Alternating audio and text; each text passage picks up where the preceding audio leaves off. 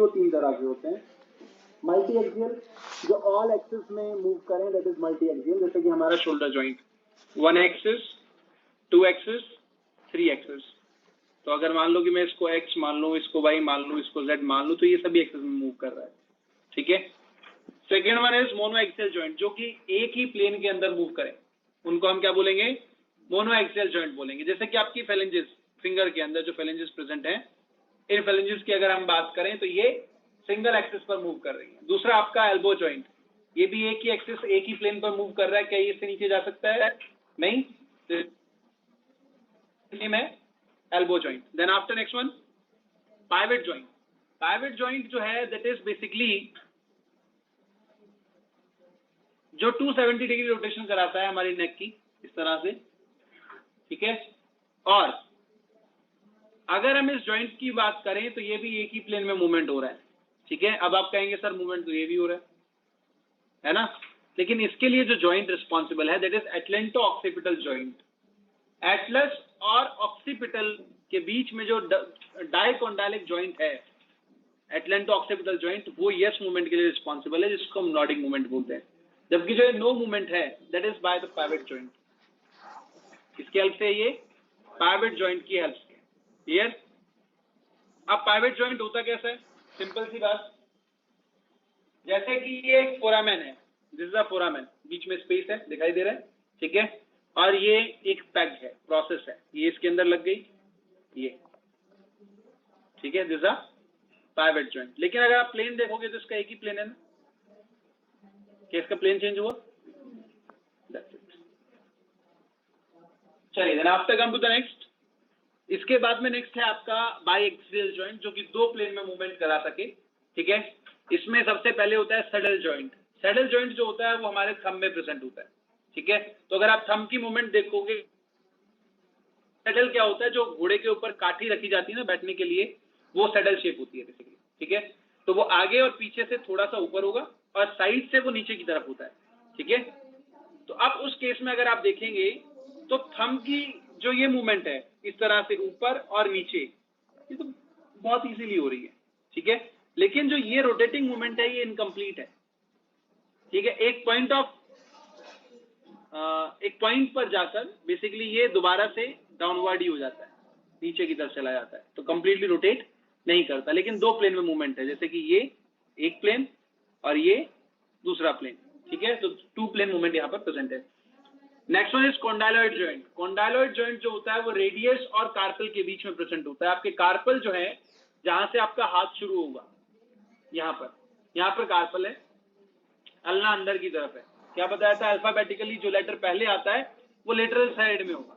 ठीक है। तो रेडियस बाहर की तरफ, अल्ना अंदर की तरफ। इसी तरह से लेग्स में फिबुला बाहर की तरफ, टिबिया अंदर की तरफ। ठीक है। अब यहाँ पर ये मूवमेंट जो हो रहा है आपका, दैट इज 1 प्लेन मूवमेंट। दूसरा ये वाला मूवमेंट, तो ये होगा 2 प्लेन मूवमेंट। तो ये भी आपका कहां पर प्रेजेंट है? रेडियस और कार्पल के। ठीक है। इसके बाद में ग्लाइडिंग जॉइंट। ग्लाइडिंग जॉइंट्स जो होते हैं वो आपके कार्पल्स में प्रेजेंट होते हैं। यहाँ पर कार्पल है आपके, कार्पल एंड टार्सल्स में प्रेजेंट होते हैं। अब इसकी वजह से आप हाथ को यू मूव कर पा रहे हैं, इस डायरेक्शन में मूवमेंट हो रही है, दूसरा इस डायरेक्शन में मूवमेंट हो रही है। क्लियर? तो 2 डायरेक्शन मूवमेंट हो गई। Then after next one by one इनको पढ़ लेते हैं। तो बॉल एंड सॉकेट जॉइंट, अगर आप देखोगे बॉल एंड सॉकेट जॉइंट के अंदर, तो यहाँ पर एक बॉल की तरह है एक बोन, और दूसरी बोन जो है that is basically a cup shape structure. तो इस कप के अंदर ये बॉल फिक्स हो जाती है। एंड कप एंड बॉल अगर है तो बॉल को तो किसी भी डायरेक्शन में घुमा लो, तो मल्टी एक्सियल मूवमेंट हो गया। Hip joint and shoulder joint जो होते हैं बेसिकली वो इससे बने होते हैं। Clear? Then after next one is hinge joint. Hinge joint की अगर हम बात करें तो हिंज जॉइंट जो होता है that is a perfect joint which allows movement in 1 plane. ठीक है। हिंज जॉइंट कहां प्रेजेंट होगा? एंकल में प्रेजेंट होता है, नी में प्रेजेंट होता है और एल्बो में प्रेजेंट होता है। इसके अलावा इंट्राफ्लेंजियल जॉइंट जो फेलेंजेस के बीच में प्रेजेंट होगा वो भी हिंज जॉइंट है आपका। ठीक है। याद रखने की ट्रिक है हैंकी। एच से हिंज, ए एन से एंकल, के से नी, ई से एल्बो। ठीक है। किस तरह से होता है बेटा? जो गेट में कब्जे लगे होते हैं, उस तरह से आपको दिखेगा। अब अगर आप देखेंगे तो इसकी मूवमेंट जो है वो इस एक प्लेन में हो सकती है। क्लियर? अगर मैं इस तरह से करूं तो ये मूवमेंट जो है वन प्लेन मूवमेंट है, ना तो ये ऊपर जा सकता है या नीचे भी नहीं जा सकता है। ठीक है? अगर मैं यहाँ पर जो येलो पार्ट है इसको मैं ट्विस्ट करने की कोशिश करूं तो क्या ट्विस्ट हो पाएगा? नहीं हो पाएगा। क्यों? क्योंकि दोनों साइड यहाँ पर जो एजेस हैं नीचे की बोन के, वो एजेस इसको रोक लेंगे। जो प्रोसेसेस बाहर की तरफ है, कॉन्डाइल्स जो प्रेजेंट है वो इसे रोक लेंगे। तो यहाँ पर यूनिडायरेक्शनल मूवमेंट होता है, वन प्लेन मूवमेंट होता है। अगर आप देखेंगे तो ऊपर वाला हिस्सा आप ह्यूमरस मानिए, नीचे वाला हिस्सा आप रेडियो या अल्ना मान लीजिए, तो ये एल्बो मूवमेंट है। इसी तरह से फीमर और टिबिया के बीच में भी इसी तरह का जॉइंट जो प्रेजेंट होगा। एंकल में भी यही जॉइंट प्रेजेंट होता है। ठीक है? एंकल ऊपर वाला जॉइंट है बेसिकली, साइड वाला मूवमेंट यहाँ पर भी नहीं होता है। ठीक है? साइड वाला मूवमेंट जो वो टार्सल्स करवा रही है। ठीक है? तो टार्सल्स में ग्लाइडिंग जॉइंट प्रेजेंट है। Then after next one is pivot joint. Pivot अभी मैंने आपको समझाया, रेडियस और अल्ना के बीच में और एटलिस और एक्सिस के बीच में प्रेजेंट होता है। याद रखने की ट्रिक है यहाँ पर, पिट रेडियो अल्ना एट एक्सिस। पिट का मतलब हो गया गड्ढा। तो एक बोन में गड्ढा है जिसके अंदर दूसरे की प्रोसेस एंटर करती है। रेडियो अल्ना, रेडियस जो है वो अल्ना के ऊपर रोटेट करेगी, एट एक्सिस एटलस एक्सिस के ऊपर रोटेट करता है। एटलस के अंदर फोरामेन प्रेजेंट है और ओडेंटॉइड पेग जो होता है वो एक्सिस का होता है। तो एक्सिस के चारों तरफ एटलस रोटेट करते हैं। क्लियर? इसके अलावा रेडियल वो होगी, और रेडियल ट्यूबेरोसिटी किसके ऊपर होती है? रेडियस के ऊपर होती है। ट्यूबेरोसिटी मतलब बाहर की तरफ इलोंगेटेड है। नॉच का मतलब दूसरे के अंदर एक डिप्रेशन प्रेजेंट है। तो रेडियल नॉच जो है वो अल्ना में प्रेजेंट होगी। देखो ऊपर पढ़ा था हमने,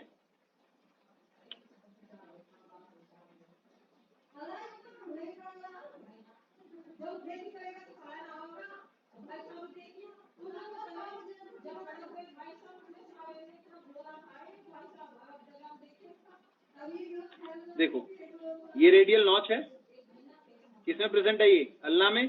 और ये रेडियल ट्यूबेरोसिटी है।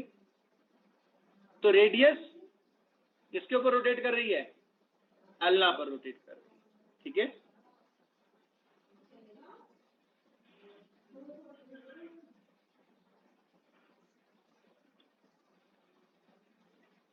चलिए, then after next one is saddle joint.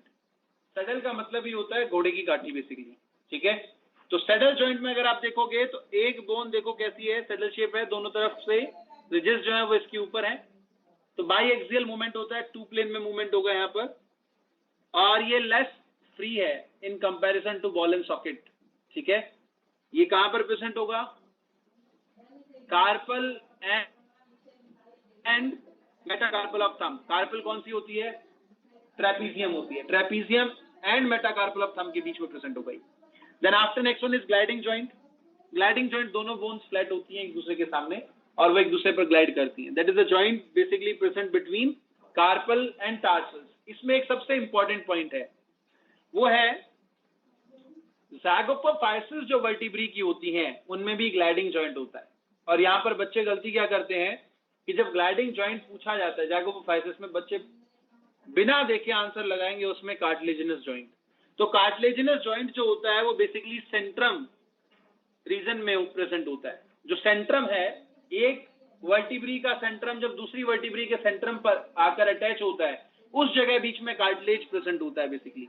Remnant of notochord, nucleus pulposus जो प्रेजेंट होगा उस रीजन में ऐसा होता है। जबकि ज़ैगोपोफाइसिस जो है वो प्रेजेंट होते हैं जस्ट बिफोर ट्रांसवर्स प्रोसेस, जहां पर पेडिसल प्रेजेंट होता है उस जगह। आपको एक डायग्राम में मैंने समझाया था, प्री ज़ैगोपोफाइसिस, पोस्ट ज़ैगोपोफाइसिस। प्री और पोस्ट के बीच में इस तरह से आपको एक डायग्राम समझाया था ना मैंने, कि आप इस तरह से फिंगर्स को कीजिए यूं। अब यहां पर जो जॉइंट है थंब के नीचे और जो लिटिल फिंगर है उसके नीचे, इन दोनों के नीचे जो जॉइंट प्रेजेंट है दैट इज ज़ैगोपोफाइसिस। जब कि जहां पर दोनों हथेलियां आपस में मिल रही हैं, ये सेंट्रम है। तो सेंट्रम के बीच में, यानी कि यहां पर सेंट्रम के बीच में जो जॉइंट है वो क्या है? कार्टिलेजिनस जॉइंट है। जबकि जो दोनों ट्रांसवर्स प्रोसेस के बीच में प्री एंड पोस्ट ज़ैगोपोफाइसिस प्रेजेंट है। भाई इसका पोस्ट होगा, इसका तो प्री होगा। इन दोनों के बीच में जो जॉइंट प्रेजेंट है दैट इज ग्लाइडिंग जॉइंट। तो ये इंपॉर्टेंट है क्वेश्चन पॉइंट ऑफ व्यू से, इससे क्वेश्चन पूछा जा सकता है। क्लियर?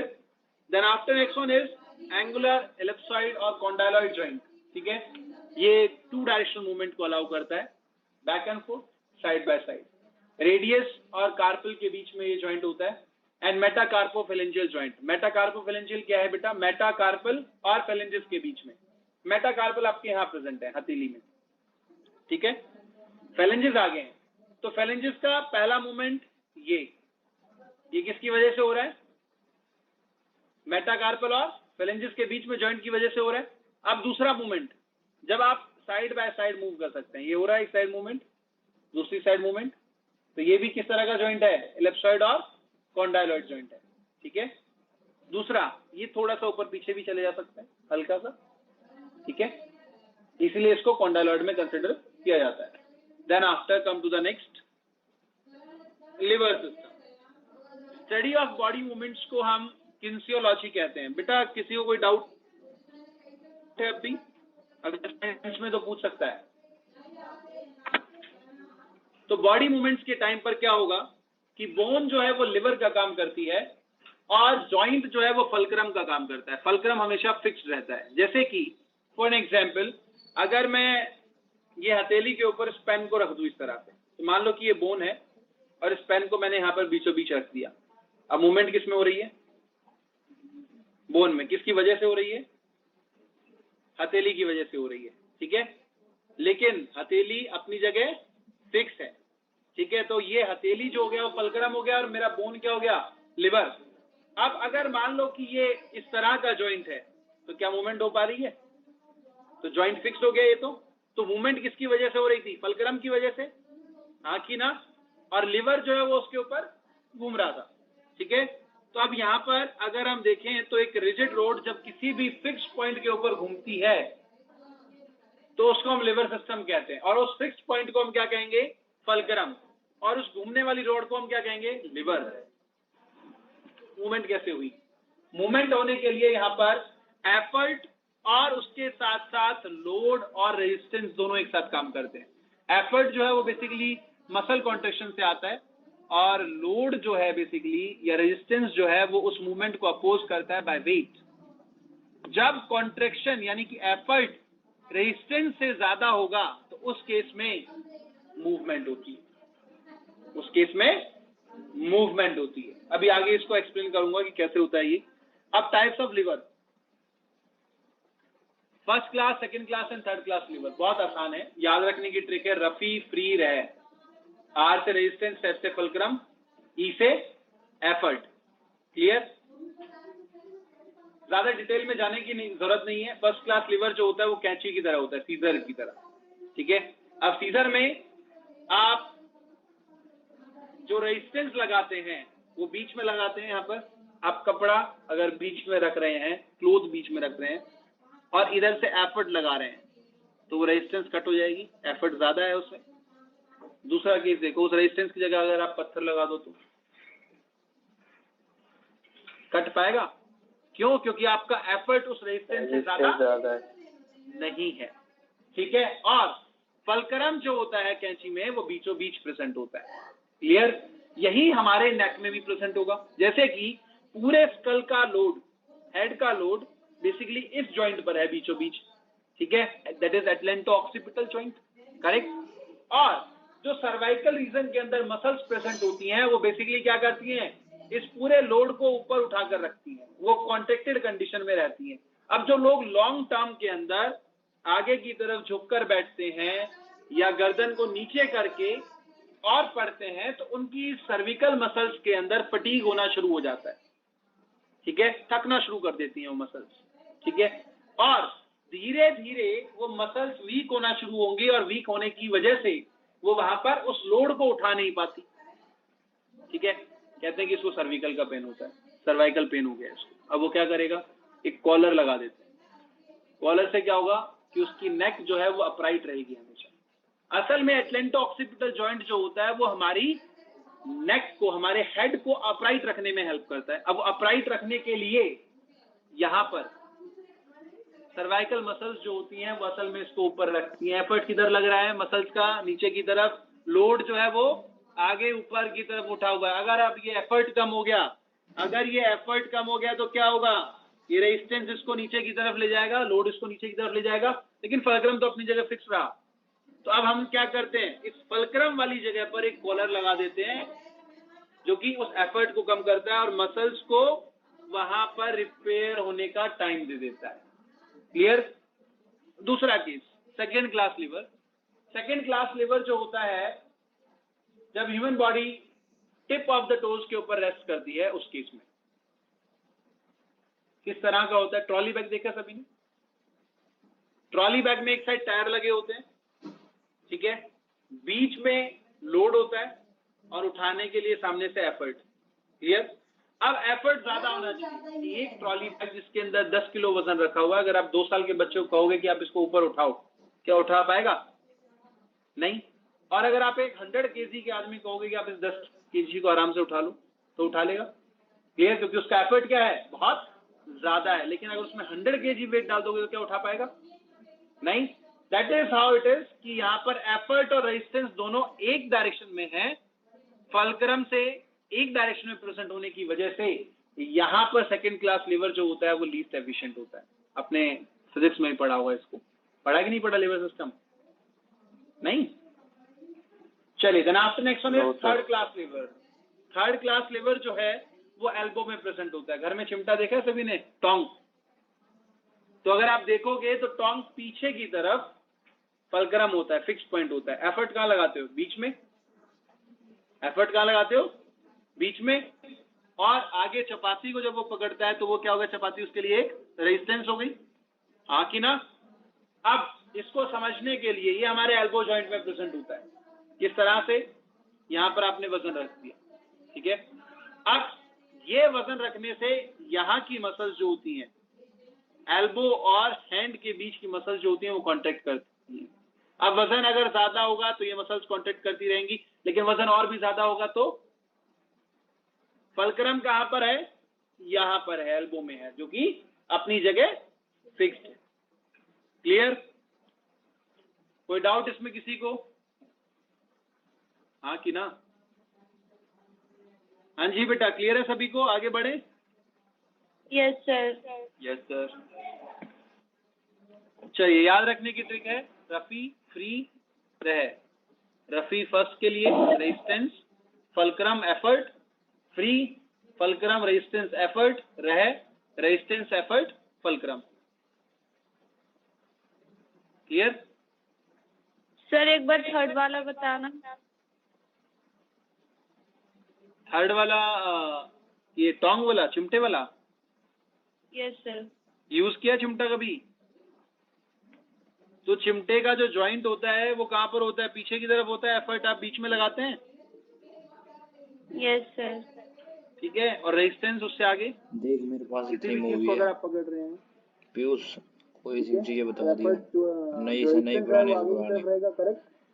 यस हाँ कि ना? सीजन नहीं आई है इसकी, तो that is the third class liver. इसी तरह का है। वेब सीरीज भी आएगी सारी। सेकेंड, बता दियो कौन सी चाहिए तो ऐप बता, ऐप दे दूं तुझे। यहाँ पर रेजिस्टेंस जो है वो लास्ट में है, आखिर में है, ना कि बीच में। बीच में। ठीक है। Okay sir. एफर्ट और फलक्रम के बीच में रेजिस्टेंस आने की वजह से वो लिवर सिस्टम जो है वो उतना ही ज्यादा लीस्ट एफिशिएंट हो जाता है। एफिशिएंट का मतलब है दैट रिक्वायर्स मोर एनर्जी, ज्यादा एनर्जी की जरूरत पड़ती है उसमें। चलिए, then after come to the next, fractures. जब बोन ब्रेक करती है and that breaks into either completely और इनकम्प्लीटली इनटू 2 और मोर देन 2 पार्ट्स। सबसे पहले सिंपल फ्रैक्चर। बोन जो है वो 2 अलग अलग फ्रेगमेंट्स के अंदर टूट जाए तो उसको हम सिंपल फ्रैक्चर बोलते हैं। ठीक है। देन आफ्टर ग्रीन स्टिक और हेयरलाइन फ्रैक्चर। ग्रीन स्टिक और हेयरलाइन फ्रैक्चर में एक हेयरलाइन क्रैक आता है बोन के अंदर, लेकिन दोनों फ्रेगमेंट्स अलग नहीं होते हैं। Then after comminuted fracture. Comminuted fracture के अंदर बोन जो है वो 2 से ज्यादा हिस्सों में टूट जाती है। इस केस में ब्लड के सर्कुलेशन का लॉस भी होता है। ठीक है। किस फ्रैक्चर के अंदर ब्लड सर्कुलेशन का लॉस होता है? Community fracture. ठीक है, इस केस में अब डिपेंड करता है कि बोन कितने हिस्सों में और कितने साइज में टूटी है। अगर वो पूरी तरह से उसका कचुम्बर निकल गया बिल्कुल, तो उस केस में रॉड लगाई जाती है, स्टेनलेस स्टील की रॉड लगाई जाती है, या फिर अगर छोटे छोटे हिस्सों में टूटा गया है तो उसमें प्लेट्स लगा दी जाती है। प्लेट्स को बाद में निकाल दिया जाता है क्योंकि बोन जो है अपनी स्ट्रेंथ को गेन कर लेती है, निकलवा सकते हैं प्लेट्स को बाद में, लेकिन रॉड को नहीं निकलवा सकते क्योंकि रॉड के केस में क्या होगा, बोन जो है वो अपनी स्ट्रेंथ को गेन नहीं कर। क्लियर? चलिए, then after come to the next, compound open fracture. इस केस में क्या होगा, बोन टूटकर और स्किन से बाहर निकल जाएगी, protrude out of skin. Broken part जो होता है वो टूटकर बाहर निकल जाता है, इसको हम कंपाउंड ओपन फ्रैक्चर बोलते हैं। तो ये ना सिर्फ बोन की ब्लड सर्कुलेशन को हार्म करता है बल्कि उसके एडजेसेंट टिश्यूज को भी रैप्चर कर देता है। That is called compound open fracture. बेटा यहां तक तो ठीक है? No sir. चलिए, then after come to the next,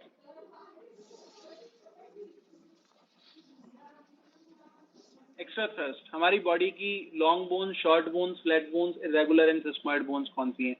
ये इसलिए इंपॉर्टेंट है क्योंकि इस पर क्वेश्चन पूछा गया है। ठीक है, लॉन्ग बोन्स कौन कौन सी है हमारी बॉडी की? Femur, tibia, fibula, humerus, radio, ulna, ये हमारी बॉडी की लॉन्ग बोन्स है जो लिम्स के अंदर प्रेजेंट होती है। ठीक है, शॉर्ट बोन्स कौन कौन सी हैं? Tarsals and carpals. Flat bone कौन कौन सी हैं? स्कल, रिब्स और स्टर्नम। इरेगुलर बोन्स कौन कौन सी हैं? जो ज्यादा कॉम्प्लेक्स है, जैसे कि ear ossicles and vertebrae. Sesamoid bone कौन कौन सी हैं? पैटेला एंड पिसिफॉर्म। पिसिफॉर्म ये है जो रिस्ट में थंब के अपोजिट कोने में नीचे दिखाई देती है बाहर की तरफ। क्लियर? हाँ जी बेटा, कोई डाउट इसमें किसी को? Anyone have any doubt in this? You may ask. हाँ, sternum is a flat bone. Wrist flat ही तो होती है, तो कर्व जो चीज है वो फ्लैट नहीं हो सकती। फ्लैट मतलब फ्लैट, चपटी, चपटी तो है ना बस।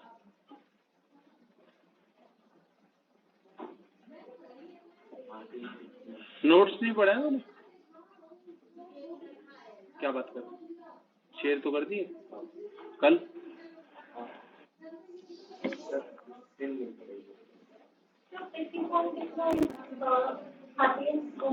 Sesamoid, ossification of tendon.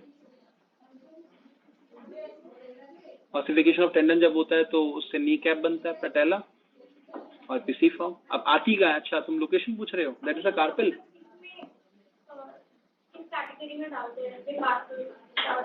Carpel है, हाँ। अब वो उसमें एक्सेप्शन तो उसको लिखा नहीं है उसके साथ, कार्पल ही है वो। कौन सा? प्रॉक्सिमल की distal?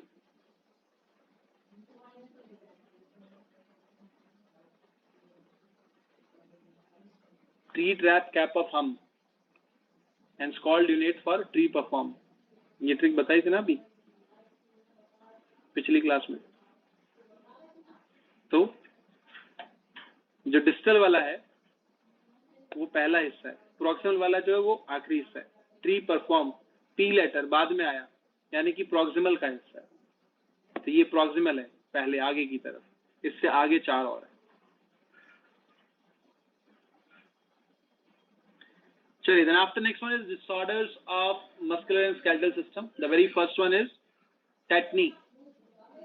Tetany is rapid spasm in muscles due to the lesser calcium ion in body fluid. Body fluid के अंदर कैल्शियम आयन की कमी है, तो कहाँ चला गया? डिपोजिट हो गया बोन्स में और मसल्स में चला गया। मसल्स में कैल्शियम आयन का लेवल ज्यादा होगा तो वो सार्कोप्लाज्म में पहुंच जाएगा। सार्कोप्लाज्म कॉन्ट्रैक्टेड कंडीशन में रखेगा तो that is spasm condition. Clear? Next one is muscular dystrophy. Muscular dystrophy जो है वो जेनेटिक डिसऑर्डर है। जेनेटिक डिसऑर्डर इसलिए क्योंकि यहाँ पे डिस्ट्रोफिन एक प्रोटीन होता है जो Z लाइन बनाता है, and that basically helps in making the sarcomere, scaffolding बनाने में हेल्प करता है। ये जो स्कैफोल्डेड स्ट्रक्चर है ये बनाने में हेल्प करता है, ठीक है, ऑफ द फाइबर्स। बेसिकली यहाँ पर एक्टिन जिससे जुड़े होते हैं वो यही स्कैफोल्डेड डिस्ट्रोफिन होता है। अब अगर डिस्ट्रोफिन नहीं बनेगा तो उसकी वजह से क्या होगा, मस्कुलर कॉन्ट्रैक्शन नहीं हो पाएगा, सार्कोमियर की प्रॉपर फॉर्मेशन नहीं हो पाएगी। Next one is myasthenia gravis. ये एक ऑटोइम्यून डिसऑर्डर है। एंटीबॉडीज जो है वो सेल्स को ही अटैक कर देती है, ठीक है। एंटीबॉडी IgM जो है वो एसिटाइलकोलिन रिसेप्टर्स को अटैक करती है, which is the largest antibody. 10 paratope है उसकी, 10 बाइंडिंग साइट्स हैं बेसिकली।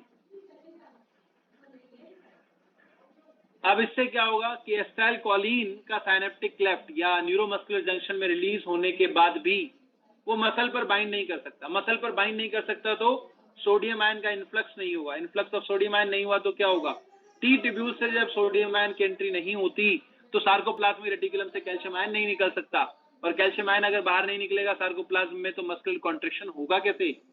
तो बेसिकली मसल्स कॉन्ट्रैक्ट नहीं हो पाती, वो वीक हो जाती है और उनमें पैरालिसिस हो जाता है। क्लियर? हाँ जी बेटा, कोई डाउट इसमें किसी को? इस पेज में तो आप पूछ सकते हैं।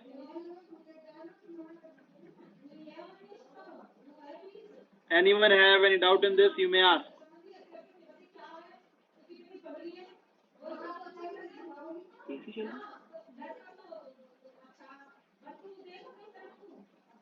हाँ?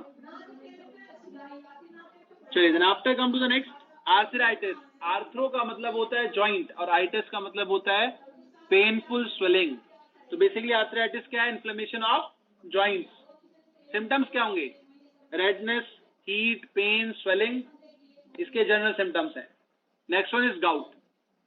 गाउट एक यूरिक एसिड मेटाबॉलिज्म की एरर है जिसमें यूरिक एसिड जो है वो मोनोसोडियम सॉल्ट की फॉर्म में डिपोजिट होना शुरू हो जाते हैं बेसिकली जॉइंट्स के अंदर, and that causes inflammation of joint.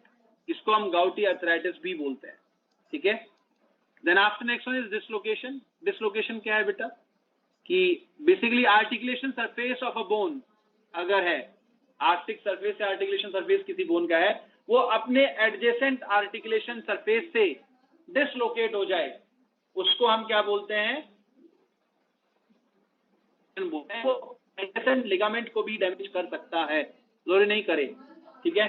Swelling यहां पर हो जाती है, पेन होगा, लॉस ऑफ मोशन हो जाता है which is the general symptom, ठीक है। मूवमेंट का लॉस हो जाना, ठीक है। फुटबॉलर्स के अंदर ये एक टर्नल टेंडेंसी है कि उनकी जो नी का जॉइंट है वो बार बार निकल जाता है, डिसलोकेट हो जाता है, और वो इतने ज्यादा इस चीज से आदतन होते हैं कि वो खुद से उसको रिकरेक्ट भी कर लेते, रीलोकेट कर लेते हैं। पैर को पकड़ेंगे फिर दोबारा से उसको अपनी एक्चुअल लोकेशन के अंदर रीलोकेट कर देते हैं, ठीक है। अगर हमारे जैसे लोगों की बात की जाए जिनमें ये डिसलोकेशन की प्रोसेस जो है वो आम नहीं है, तो डिसलोकेशन होने के बाद हम कुछ नहीं कर सकते एक्सेप्ट होने की, ठीक है। और हम ये सोचते हैं पता नहीं क्या हो गया, स्वेलिंग होना शुरू हो जाती है, और फिर जब डॉक्टर के पास जाते हैं 2 मिनट में करेक्ट करके और उसके ऊपर पट्टी बांध देते हैं, जाओ घर पे। चलिए, then after come to the next, osteoarthritis.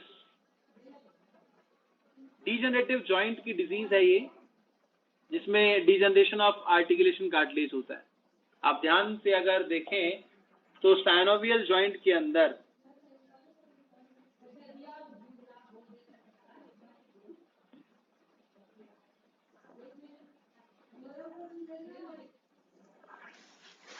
यहां पर देखो, इस बोन से आगे ये आर्टिकुलेशन कार्टिलेज प्रेजेंट है और उसके बाद है साइनोवियल मेम्ब्रेन, हाँ कि ना। अब अगर ये आर्टिकुलेशन कार्टिलेज डीजनरेट होगा तो इस बोन को स्पेस मिल गया इलोंगेट होने के लिए, ये क्या करेगा, सॉल्ट का डिपोजिशन करना शुरू कर देगा, और जैसे ही सॉल्ट का डिपोजिशन यहाँ पर होगा तो उस डिपोजिशन होने की वजह से क्या होगा कि ये पर्टिकुलर जो साइनोवियल फ्लूइड का बैग है, इस बैग के ऊपर प्रेशर आना शुरू होगा और ये बोन के बीच में जो जॉइंट है ये इमूवेबल हो जाएगा, ठीक है। तो बेसिकली इस कंडीशन में क्या होगा कि बोन प्रोलिफरेट कर जाती है due to degeneration of articulation cartilage and that will leads to decrease in the movement of joint, या कंप्लीटली एब्सेंट हो जाता है वहां पर जॉइंट का मूवमेंट।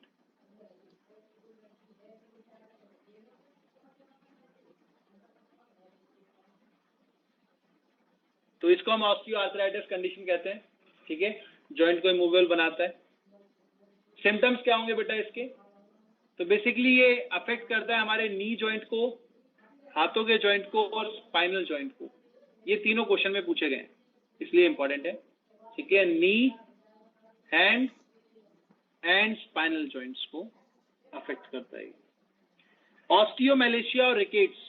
ऑस्टियोमैलेशिया अगर चाइल्डहुड एज में हो जाए तो उसको हम दैट इज कॉल्ड रिकेट्स, उसे रिकेट्स कहा जाता है।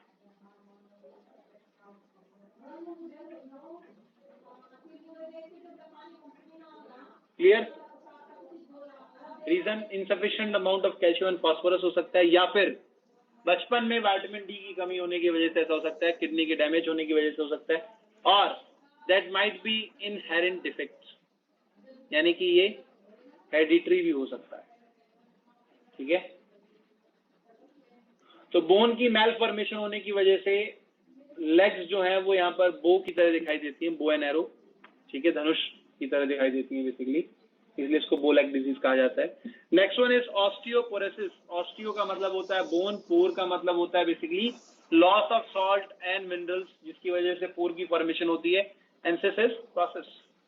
तो सॉल्ट और मिनरल्स के लॉस होने की वजह से बोन में पोर की फॉर्मेशन होना इज ऑस्टियोपोरोसिस, ठीक है। और ऐसी बोन बहुत ही प्रोमिनेंटली वीक होती है फ्रैक्चर्स के लिए, बहुत जल्दी से फ्रैक्चर होगा उसके अंदर, ठीक है, क्योंकि बोन का मास यहाँ पर रिड्यूस कर गया एंड दैट कॉजेस ऑस्टियोपोरोसिस। अब इसमें क्या क्या रीजन हो सकते हैं? The very first one reason is imbalance of PTH and TCT, thyrocalcitonin और पैराथायरॉइड हार्मोन का इम्बैलेंस होना। अब ये इम्बैलेंस क्या है बेटा? देखो, ब्लड प्लाज्मा से और बोन के अंदर डिपॉजिट करता है थायरोकैल्सिटोनिन कैल्शियम को, यानी कि ब्लड प्लाज्मा के लिए वो क्या हो गया? हाइपोकैल्सिमिक, हाँ कि ना। जबकि पैराथायरॉइड हार्मोन जो है वो क्या करेगा कि बोन से कैल्शियम को निकालेगा और उसे ब्लड में ले जाएगा, ठीक है, यानी कि ब्लड के लिए वो क्या हो गया? Hyper calcemic to blood plasma. अब अगर मान लो कि टीसीटी का लेवल कम हो जाए, थायराइड ग्लैंड जो वो डिजनरेट कर दे, या फिर पीटीएच के अंदर पैराथायरॉइड हार्मोन का सिक्रेशन जो है वो ज्यादा हो जाए, तो पैराथायरॉइड हार्मोन का सिक्रेशन ज्यादा होने से क्या होगा? बोन से मिनरल्स का लॉस होना शुरू हो जाएगा, और जब बोन से मिनरल्स का लॉस होगा तो क्या होगा? बोन वीक हो जाएंगे, ठीक है। इसके अलावा deficiency of calcium, vitamin D की डेफिशिएंसी होना, या सेक्स हार्मोन ईस्ट्रोजन की डेफिशिएंसी होना, ठीक है। तो ये सभी के सभी क्या करते हैं? ऑस्टियोपोरोसिस कॉज करते हैं। सेकेंडरी सेक्सुअल कैरेक्टर के लिए रिस्पॉन्सिबल है ईस्ट्रोजन, ठीक है, बोन मास को बढ़ाता है। देन आफ्टर नेक्स्ट वन, अगर किसी भी इम्यूनोसप्रेसेंट जैसे कि कॉर्टिसोल का प्रोलॉन्ग यूज किया जाए, या फिर कोई पेन रिलीवर ड्रग है जिसको रेगुलरली इनटेक किया जा रहा है, उसकी वजह से भी ऑस्टियोपोरोसिस हो सकता है। क्लियर? इसके रीजन पर क्वेश्चन आता है बेटा, ठीक है, इसका रीजन जो है दैट इज इंपॉर्टेंट। सर ये वाला prolong use of immunosuppressant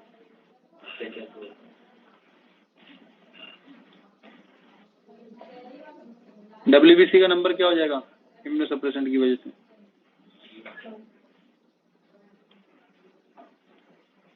clear? अब डब्ल्यूबीसी का नंबर कम करने के अलावा वो क्या करते हैं? एंटी इन्फ्लेमेटरी है, इन्फ्लेमेशन को इवॉक नहीं करने देंगे, ठीक है। इसके अलावा क्या होगा? ब्लड के शुगर को बढ़ाएंगे, वो शुगर मेटाबॉलिज्म को बढ़ाते हैं, ठीक है। तो वो क्या करेंगे? फैट को तोड़ देंगे, लाइपोलाइसिस करेंगे, प्रोटियोलाइसिस करेंगे। जब फैट टूटेगा, लिपिड, वो येलो बोन मैरो जो है, वो भी ब्रेक करेगी साथ में। येलो बोन मैरो कन्वर्ट हो जाएगी किसके अंदर, रेड बोन मैरो में, तो उसके साथ साथ क्या होगा, मिनरल्स का लॉस होना शुरू हो जाएगा, सॉल्ट्स का लॉस होना शुरू हो जाएगा। तो जब कॉर्टिसोल का लेवल ज्यादा होगा बॉडी के अंदर तो बोन मास घटना शुरू हो जाता है। क्यों? क्योंकि जो डिपॉजिटेड फैट है येलो बोन मैरो के अंदर वो कन्वर्ट कर दिया गया किसके अंदर, ग्लूकोज के। क्लियर? तो धीरे धीरे बोन का मास कम होना शुरू हुआ। पहले येलो बोन मैरो रेड में कन्वर्ट हो गई, फिर उसके बाद क्या हुआ, मिनरल्स एंड साल्ट्स वहां से रिमूव होना शुरू हुए। भाई जब ब्लड का वॉल्यूम बढ़ रहा है, ब्लड के अंदर ग्लूकोज बढ़ रहा है, ब्लड की विस्कोसिटी बढ़ रही है, तो उसके साथ साथ उसके अंदर इलेक्ट्रोलाइट्स को भी तो मेंटेन करना पड़ेगा, वाटर को भी तो मेंटेन करना पड़ेगा। अगर वाटर का लेवल ज्यादा हुआ तो क्या होगा, बॉडी इलेक्ट्रोलाइट्स मांगेगी। इलेक्ट्रोलाइट्स अगर बाहर से नहीं मिल रहे तो कहां से आएगा, डिपोजिटेड किसमें है, बोन्स में, स्केलेटल सिस्टम में, तो उसको खाली करना शुरू कर देगी बॉडी। संजू पानी लियो हो गया ना पूरा सिस्टम। चलिए then after come to the next, rheumatoid arthritis. Rheumatoid arthritis जो है दैट इज एन पानी, ठीक है, यहाँ पर बॉडी का इम्यून सिस्टम ही अटैक कर देता है किसके ऊपर, साइनोवियल मेम्ब्रेन के ऊपर। साइनोवियल मेम्ब्रेन इन्फ्लेम्ड हो जाती है जिसके अंदर सिक्रेटरी एपिथेलियल सेल्स प्रेजेंट होती हैं। अगर इसको अनट्रीटेड रखा जाए तो उस कंडीशन में क्या होगा, ये मेम्ब्रेन इन्फ्लेम्ड कंडीशन में जो है वो थिक होना शुरू होगी, स्वेलिंग होगी। अब उस स्वेलिंग में क्या होगा बेटा, यहाँ पर जो सेल्स हैं वो साइनोवियल फ्लूइड का सिक्रेशन बढ़ा देती है, प्रेशर बढ़ना शुरू हो जाता है, that causes pain. After some time जब सिक्रेशन बहुत ज्यादा होगा that forms a abnormal granule, जिसको कहते हैं मौज आ गई तेरी तो। Now that pannus start depositing at articulation cartilage. Articulation cartilage पर जब वो डिपॉजिट करना शुरू करेगा तो जॉइंट को इमूवेबल कर देगा, जॉइंट को इमूवेबल कर देगा। अब इसका ट्रीटमेंट क्या है, हीट थेरेपी सबसे पहला ट्रीटमेंट, ठीक है। हीट थेरेपी से क्या होगा, सिक्रेशन जो है वो कम हो जाता है एपिथेलियल सेल्स का, ठीक है। पहले ही इन्फ्लेम्ड होती हैं वो, उनकी स्वेलिंग जो है वो कम हो जाती है। दूसरा फिजियोथेरेपी, कंटिन्यूअसली जॉइंट को मूव कराया जाए। तीसरा रिप्लेसमेंट, अगर वो कंप्लीटली डैमेज हो चुका है जॉइंट तो उसको रिप्लेस कर दिया जाता है। Clear? Any doubt in this you may ask, बोलो भाई, क्लियर है सभी को? चलिए then after come to the next, sprain and strain. Sprain जो है that is twisting of joint without dislocating it, ठीक है। इसको हिंदी में बोलते हैं मोचाना। इस केस में क्या होगा, लिगामेंट्स टियर हो जाते हैं and that requires immobilization. Immobilization की जरूरत पड़ेगी अगर हील करना है जॉइंट, अगर जॉइंट को हील करना है, that is a more severe condition. Strain क्या है बेटा, दैट इज स्ट्रेचिंग और ट्विस्टिंग ऑफ जॉइंट, मसल और टेंडन्स जो होते हैं वो यहाँ पर स्ट्रेच हो जाते हैं, लेकिन ये लेस सीवियर कंडीशन है। इसको हिंदी में बोलते हैं मांस फटना, ठीक है। मांस फटना और मोच आना सुना है कभी? तो कौन सा ज्यादा सीवियर है? पेन ठीक है, that is more severe condition. Pain के रिलेवेंस में मत देखिए उसको, पेन तो हमेशा स्ट्रेन में ज्यादा होता है। सीवियर कंडीशन के केस में देखिए, बोन अनफिक्स्ड हो जाती है in case of sprain.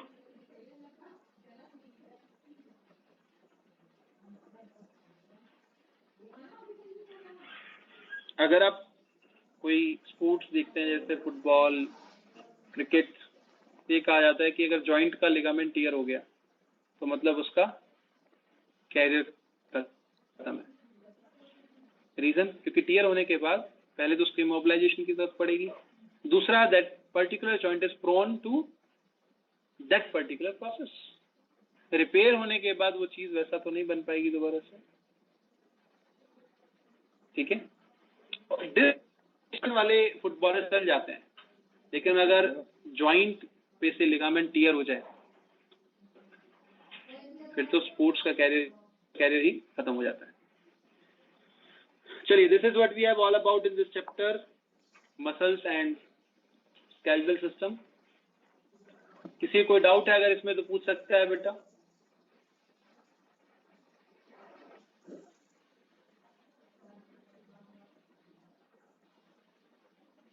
Otherwise, better topic, that is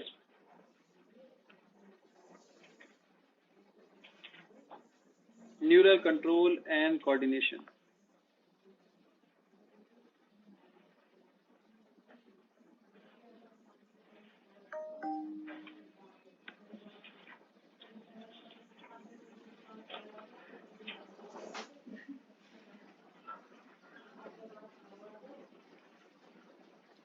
new NCERT के अंदर, चलो एनसीईआरटी मार्क कर लो इसी के साथ,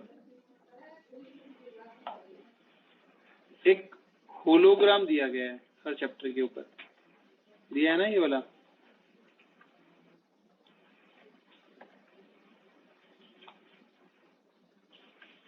ये वाला जब आप इसे स्कैन करेंगे ना तो आपको एक फाइल मिलेगी इसमें ऑफ 10 to 15 क्वेश्चंस जो कि ऑब्जेक्टिव टाइप है।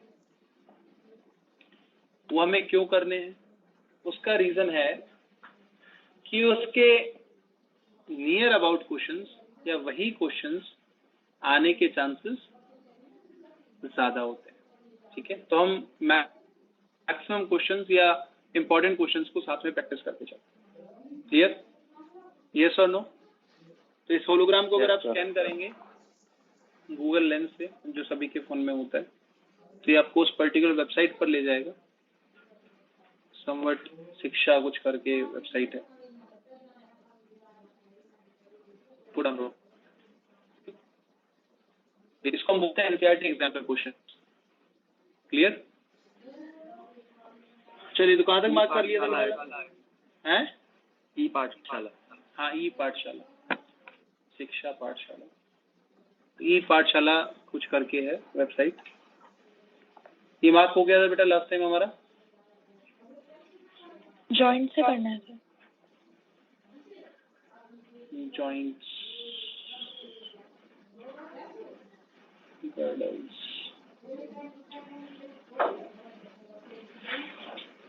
जल्दी से मार्क कीजिए बेटा, जहां पर क्यों लिखा हुआ है।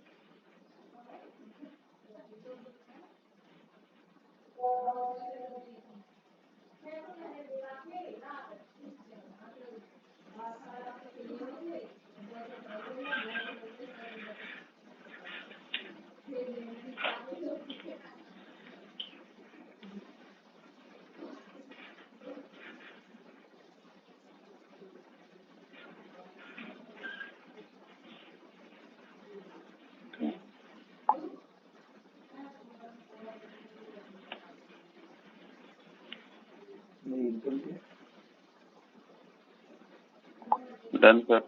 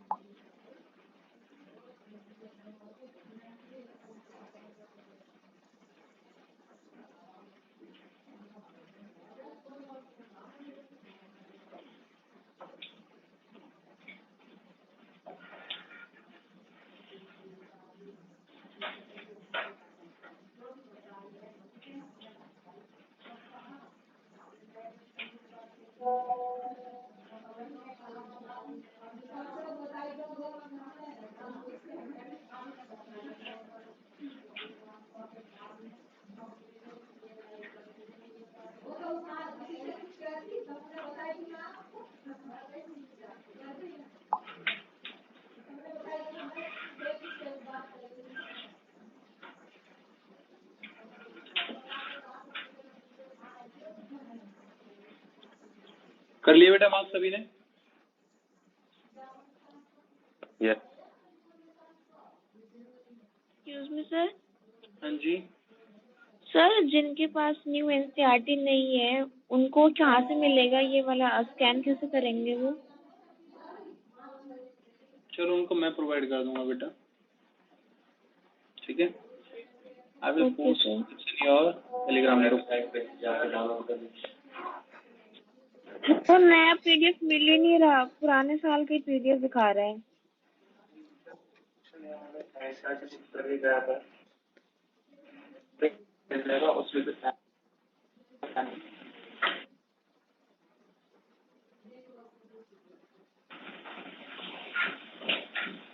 ये भी एनसीईआरटी बुक्स ही खरीदे, ये भी देखो ना, देखा हुआ ना इसके, नॉट टू बी पब्लिश, री published.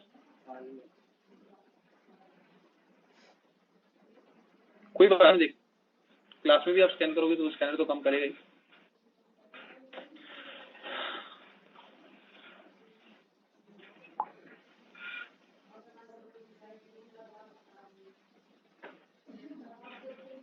Neural control and coordination. तो ह्यूमन फिजियोलॉजी में क्या क्या प्रेजेंट है? डाइजेस्टिव सिस्टम,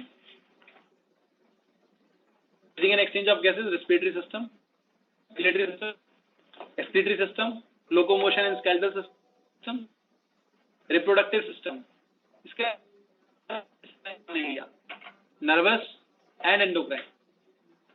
ये जितने मैंने नाम लिए हैं इन सभी को, ये नर्वस और एंडोक्राइन दो सिस्टम जो है वो कंट्रोल एंड कोऑर्डिनेट करते हैं, प्लस इंटीग्रेशन करते हैं इनके फंक्शन का। क्लियर? तो they coordinate with each other and no one functions in uncontrolled manner, ठीक है।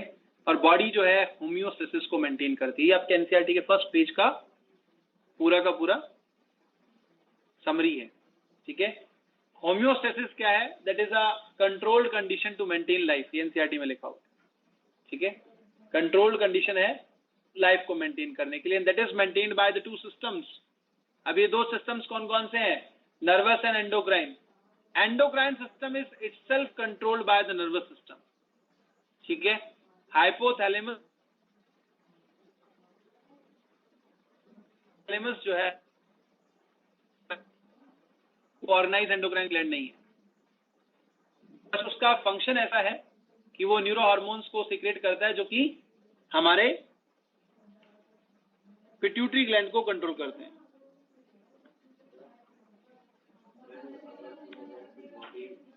Always in complete homeostasis, always in complete homeostasis for a normal person. और सर उसमें बायोमॉलिक्यूल में लिखा है कि इक्विलिब्रियम में बॉडी कभी नहीं रहती, मतलब जो हाँ तो ये इक्विलिब्रियम थोड़ी ना हुआ, कंट्रोल्ड कंडीशन हुई ना, इक्विलिब्रियम थोड़ी ना हुई।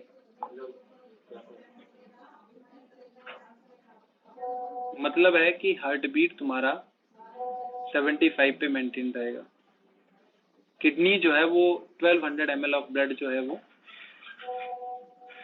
फिल्टर करेगी, रेस्पिरेशन में पल्मोनरी वेंटिलेशन जो है वो आपका 6000 to 8000 फिक्स रहेगा।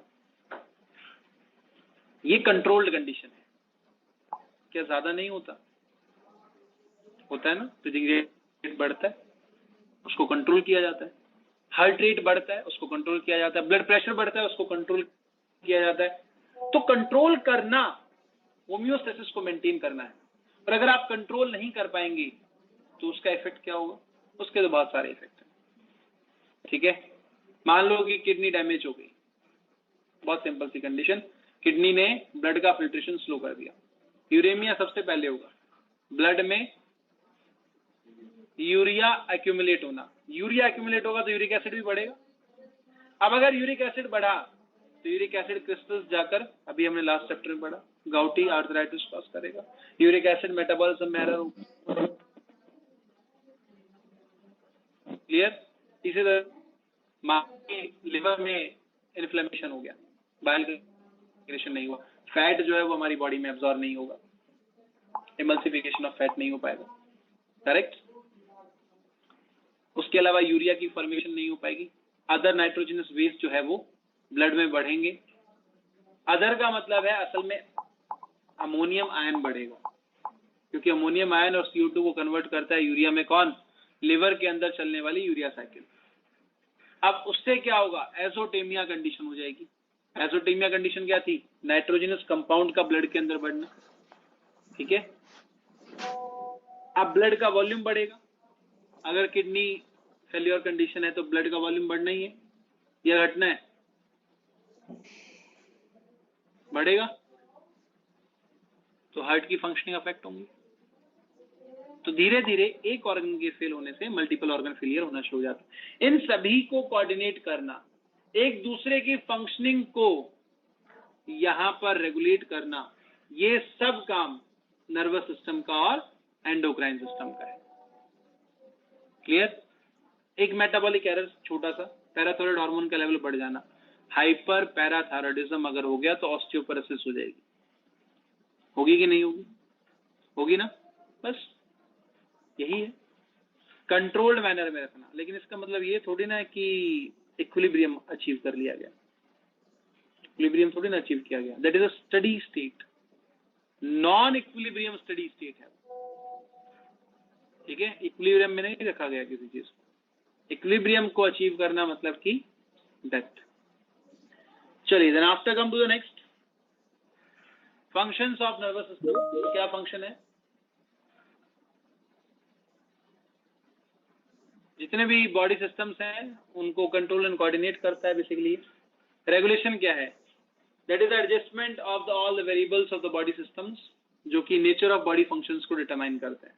ये जो भी मैंने तुम्हें एक्सप्लेन किया वो रेगुलेशन ही था, ठीक है, कि हमारी बॉडी सभी वेरिएबल्स को यहाँ पर एडजस्ट करके रखती है ताकि नेचर ऑफ बॉडी फंक्शन को डिटरमाइन किया जा सके। देन आफ्टर कोऑर्डिनेशन, दो या दो से ज्यादा बॉडी सिस्टम्स के फंक्शंस को रेगुलेट करना और उन बॉडी सिस्टम्स का एक दूसरे के फंक्शन को कॉम्प्लीमेंट करना क्या कहलाता है? कोऑर्डिनेशन।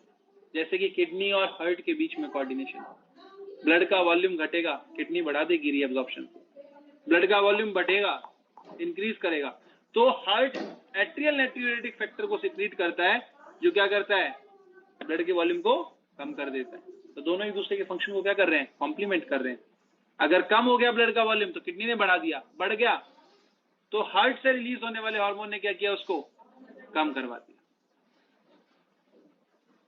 चलिए, then after next one is what is the difference between nervous system and endocrine system. Nervous system neural control करता है, one point to another point, point to point connection है यहाँ पर, ठीक है। क्विक रिस्पॉन्स शो करेगा for the short period of time, बहुत ही कम समय के लिए, and the transmission of nerve impulses by the help of neuron. Endocrine system की अगर हम बात करें तो केमिकल कोऑर्डिनेशन है विच रिक्वायर्स अ मीडियम। इसको हमेशा किसी एक मीडियम की जरूरत पड़ेगी, चाहे वो ब्लड हो या लिम्फ हो या कोई भी बॉडी फ्लूइड हो, ठीक है। ये रिलीज होते हैं एक ग्लैंड से into the body fluid and then अरे कैसे चिल्ला रहे हो, पूरे टाइम चिल्लाते रहो। टारगेट स्लो है बट रिस्पॉन्स इनका लॉन्ग लास्टिंग होता है, लंबे समय तक इनका इफेक्ट बना रहता है। ट्रेसेबल अमाउंट में रिलीज होते हैं ये एंडोक्राइन ग्लैंड। क्लियर? हाँ कि ना? कोई डाउट बेटा यहाँ तक किसी को तो पूछ लीजिए, अदरवाइज हम आगे बढ़ते हैं।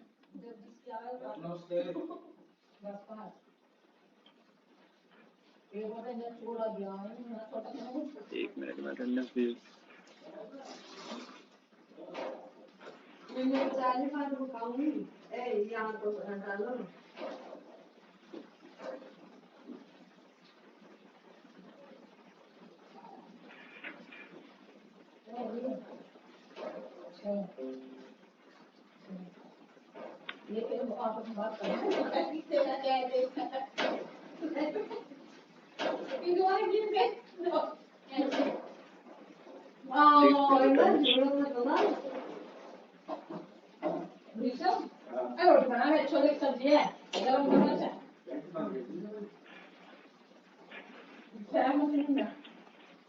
आलू पड़ी सारी भी पड़ी है ये तो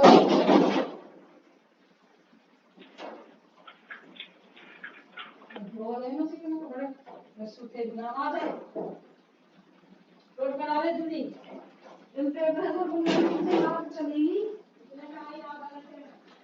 वो ही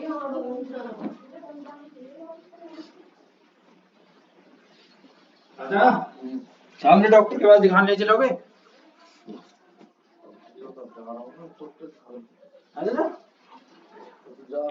अच्छा अभी जा रहे हो? तो न्यूरल सिस्टम, अरे चाचा मुझे दिखा के न्यूरल ले चलते सिस्टम जो है 2:30 पे, नहीं तो फिर मुझे अकेले जाना पड़ेगा, फिर मामू कैसे पैदल आना पड़ेगा स्कूटी घिसकाते हुए। और न्यूरॉन जो कि एक्साइटेबल सेल्स होती हैं, और न्यूरोग्लायल सेल्स यहाँ पर प्रेजेंट होती हैं।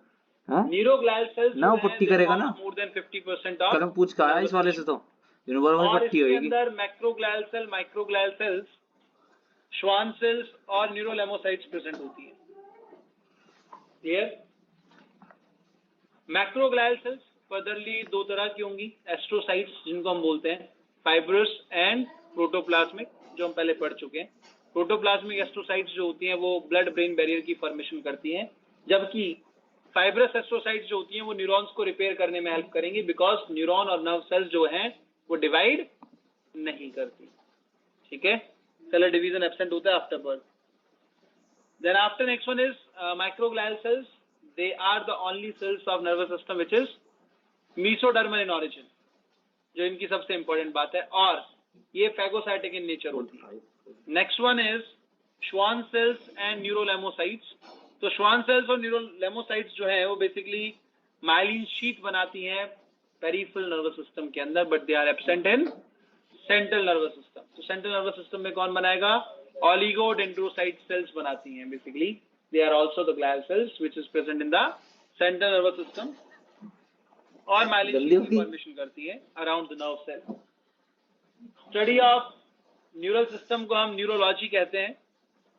ठीक है, और ह्यूमन नर्वस सिस्टम जो है that is classified into two, central and peripheral. Central जो है that is present at the centre, जिसमें brain and spinal cord present होते हैं। ठीक है, brain is enclosed in cranium but the spinal cord is enclosed in vertebral column. Vertebral column के अंदर neural canal होती है, स्पाइनल कैनाल होती है, जिसके अंदर ये प्रेजेंट होते हैं। ब्रेन से क्रेनियल नर्व्स निकलती हैं, स्पाइनल कॉर्ड से स्पाइनल नर्व्स निकलती हैं, जो आके जाकर पेरिफेरल नर्वस सिस्टम के साथ कनेक्ट कर जाती हैं, उसकी परमिशन करती हैं। ठीक है, which is the proximal part. अब पेरिफेरल नर्वस सिस्टम जो है वो बॉडी की पेरिफेरी पर प्रेजेंट होगा। इसके दो पार्ट हैं, somatic and autonomic. Somatic voluntary nature होता है, autonomic is basically involuntary nature. Nervous system में नर्व्स इनर्वेट करती हैं स्केलेटल मसल्स को, जबकि ऑटोनॉमिक में सिंपैथेटिक एंड पैरासिम्पैथेटिक दो अलग अलग कंडीशंस में काम करने वाले nervous system. Sympathetic nerve fibres या सिंपैथेटिक नर्वस सिस्टम जो है वो इमरजेंसी में फंक्शन करता है, but parasympathetic active during normal conditions. अब यहाँ पर जो नर्व्स हैं हमारी बॉडी के अंदर, they are in total 43 pairs.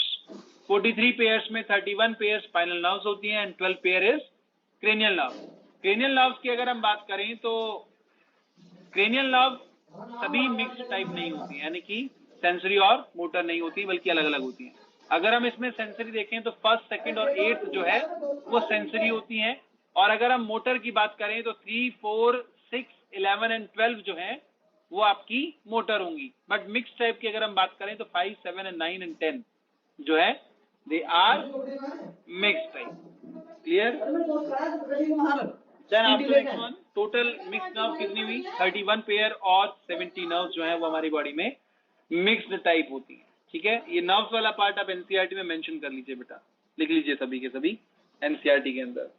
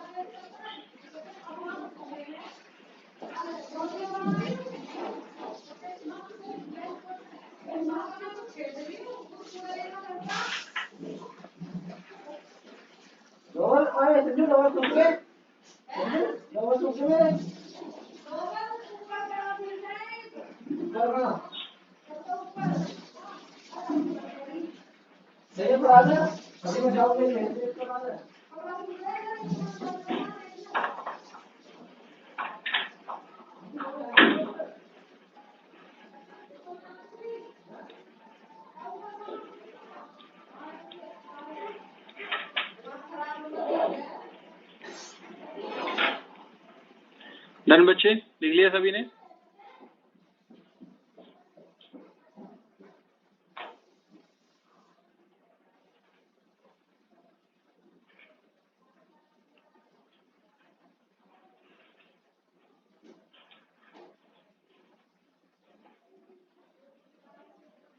Yes, sir. चलिए, then after come to the next, cranial nerves. Human beings के अंदर टोटल 12 पेयर होती है, starting from olfactory, optic, oculomotor, trochlear, trigeminal, abducens, facial, auditory, glossopharyngeal, vagus, accessory spinal and hypoglossal. Frogs के अंदर last to 11th and 12th pair जो होते हैं वो एब्सेंट होते हैं। एक्सेसरी एंड हाइपोग्लोसल जो है वो उसकी प्राइमरी या इनिशियल स्पाइनल नर्व्स होंगी। तो एन एमनियोट्स के अंदर total 10 pair of cranial nerves होती हैं, जबकि एमनियोट्स के अंदर 12 पेयर ऑफ क्रेनियल नर्व्स होती हैं। ठीक है, ये भी एक इंपॉर्टेंट क्वेश्चन है।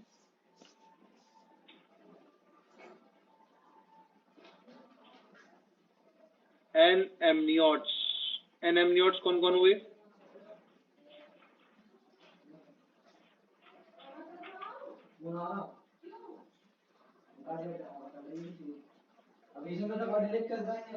Fishes and amphibians.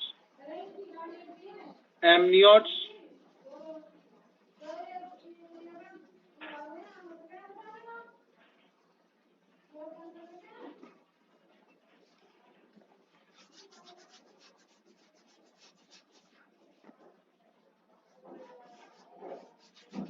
एमनियोट्स में 12 पेयर ऑफ क्रेनियल नर्व्स होती है। तो याद रखने की ट्रिक है इनकी ऊटा फेगवा, ठीक है। एंड कौन सी सेंसरी और कौन सी मोटर? तो some says money matters but my brother says big brain matters most. तो S stands for sensory, M stands for motor and B stands for both.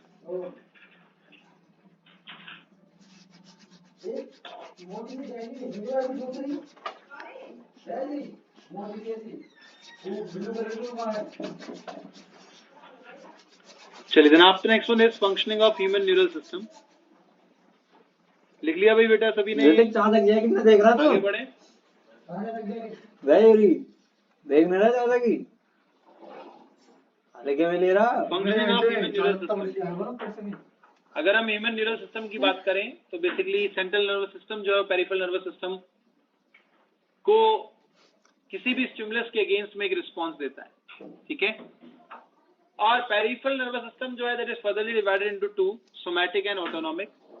Sympathetic and parasympathetic nervous system या nerve fibres जो है वो PNS को एक stimulus भेजते हैं और पीएनएस से ये सीएनएस में चला जाता है सेंट्रल नर्वस सिस्टम में, और सेंट्रल नर्वस सिस्टम जो है इसके अगेंस्ट में रिस्पांस भेजेगा that might be to the somatic nervous system और that might be to the autonomic nervous system itself. दोनों में से किसी को भी हो सकता है।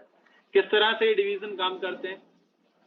तो बेसिकली दो एनवायरनमेंट है, एक्सटर्नल और इंटरनल, दोनों के बीच में सेंट्रल नर्वस सिस्टम काम करता है। फॉर एग्जांपल, जैसे कि अगर इंटरनल एनवायरनमेंट में कोई चेंज है, अगर हंगर है, भूख लगी है किसी को, तो वो एक्सटर्नल एनवायरनमेंट में सर्च करेगा, ठीक है। तो वॉलंटरी मसल्स वहां पर काम करेंगी, फ्रिज को ओपन करेंगी, आइस देखने की कोशिश करेगी, ठीक है, अलग अलग चीजें सर्च करेगी, किसी भी कबर्ड में कुछ खाने के लिए मिल जाए। दूसरा इंटरनल से एक्सटर्नल हो गया। अब एक्सटर्नल टू इंटरनल क्या है बेटा, कि अगर बाहर से कोई स्टिमुलस आता है तो उसके रिस्पॉन्स में इंटरनल एनवायरनमेंट काम करता है। जैसे कि आपने कोई अपनी पसंदीदा मिठाई देखी तो सलाइवेशन ट्रिगर हो जाता है। तो सलाइवेशन क्या है, that is the internal environment.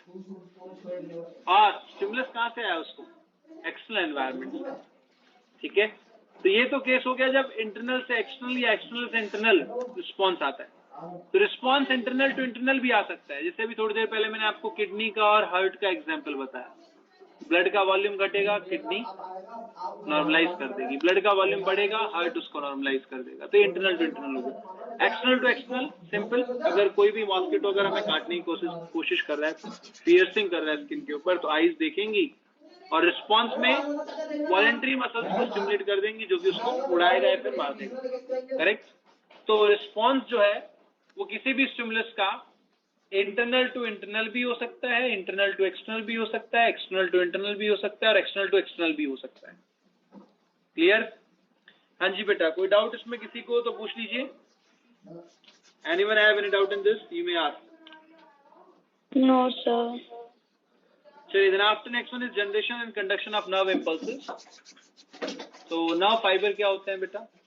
कोई भी न्यूरोनल प्रोसेस जो कि साइटोन से या सेल बॉडी से निकलती है उसको हम फाइबर्स बोलते हैं, जिसमें बहुत सारे डेंड्राइट्स हैं लेकिन एक सिंगल एक्सॉन प्रेजेंट होता है, ठीक है। कुछ बेसिक क्वेश्चंस, एक्सोलेमा किसे कहते हैं, न्यूरिलेमा किसे कहते हैं, माइलिन शीथ किसे कहते हैं।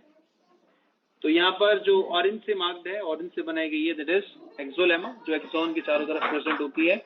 उसके ऊपर श्वान सेल्स जो है वो सर्कुलेटिंग मैनर में माइलिन शीथ को बनाते हैं और उससे ऊपर प्रेजेंट होती है मेम्ब्रेन ऑफ श्वान सेल, जिसको न्यूरिलेमा बोला जाता है, ठीक है। क्लियर? तो न्यूरिलेमा माइलिन शीथ के अलावा जो नोड्स हैं उसके ऊपर भी प्रेजेंट है, ध्यान से अगर आप देखोगे तो, हाँ कि ना। तो न्यूक्लियस ऑफ श्वान सेल जो है दैट इज शोन हियर। अब ये श्वान सेल माइलेटेड नॉन माइलेटेड दोनों में प्रेजेंट होती है, लेकिन नॉन माइलेटेड के अंदर ये माइलिन शीथ नहीं बनाती है। Very good. चलिए, टीलोडेंड्रिया, एक्सॉन टर्मिनल और टर्मिनल आर्बोराइजेशन, तो ये टेनर है, पता है जो कि at the end of axon present है, पता ठीक है, जो कि साइनेप्टिक नॉब की फॉर्मेशन करते हैं। क्या बनाते हैं? साइनेप्टिक नॉब बनाते हैं। हां, ऑलिगोडेंड्रोसाइट बोल रहा है तेरे बीच में जाता तो यही रहता दी के मैं, हां यही है हैं। और एक तुम्हारा एक राहुल है, राहुल मतलब हां की फॉर्मेशन करती है। इसके अलावा ये दो एक्स्ट्रा हैं, हालांकि कभी बहुत पहले 2005 से पहले के क्वेश्चंस में पूछे गए हैं। ये बोलो मैंने बाइक लगवा रखी थी अपनी, मैं एमबी में भी काम करूं इसके बाद that forms protein हां to एमबी में repair, काम replace करा है। and growth of component of neurons. It can also regenerate axon. Axon को regenerate कर सकता है। Nissls granules can regenerate axon. ठीक है। Lipofuscin जो है that is a product of neuronal lysosome, जो कि एज के साथ accumulate करता है, बट ये कोई हार्मफुल इफेक्ट नहीं दिखाता। लाइपोफ्यूसिन का यूज एज को डिटेक्ट करने के लिए किया जाता है। जैसे कोई भी फॉसिल मिला, उसका नर्व फाइबर जो बॉडी में बहुत अंदर होता है और उसका डीजनरेशन बहुत स्लो होता है। तो अगर हमें कोई ऐसा फॉसिलाइज्ड फॉर्म मिला तो हम उसके न्यूरॉन के अंदर लाइपोफ्यूसिन ग्रेन्यूल्स देखते हैं कितने हैं। भाई अगर पूरी सेल ड्राई भी हो जाए तो भी लाइपोफ्यूसिन तो वहां पर प्रेजेंट होगा ना। तो उसका एक पर्टिकुलर कंपोजिशन है कि एक साल में 1 ग्राम बढ़ते हैं, जैसे ये अजम्पशन है, वैसे 0.01 ग्राम के आसपास। अब वो कितने साल उसकी एज होगी, उसका टोटल उनके दो आए सिंपल 49,000 के, और इनके तो सब आ गए। चलिए, then after come to the next. तो मैंने आप बता दो मूवी भेज दी, न्यूरॉन्स एक्साइटेबल मूवी भेज दी, जिसका रीजन क्या है, मेम्ब्रेन जो है वो इसकी पोलराइज्ड रहती है। पोलराइज्ड का मतलब क्या हुआ, गोल्ड कार्ड देना यहाँ पर अनइक्वल डिस्ट्रीब्यूशन है आयंस का between intracellular fluid and extracellular fluid दोनों के बीच में, ठीक है। और एनायंस की इनेबिलिटी है कि वो लीव नहीं कर सकते सेल को, because they are bounded with the large proteins, बड़े बड़े प्रोटीन से बाइंडेड है जो कि नेगेटिवली चार्ज प्रोटीन है। हम बोलते हैं ना कि एसिडिक प्रोटीन है, ये बेसिक प्रोटीन है, तो कौन ज्यादा नेगेटिवली चार्ज होगा, एसिडिक की बेसिक?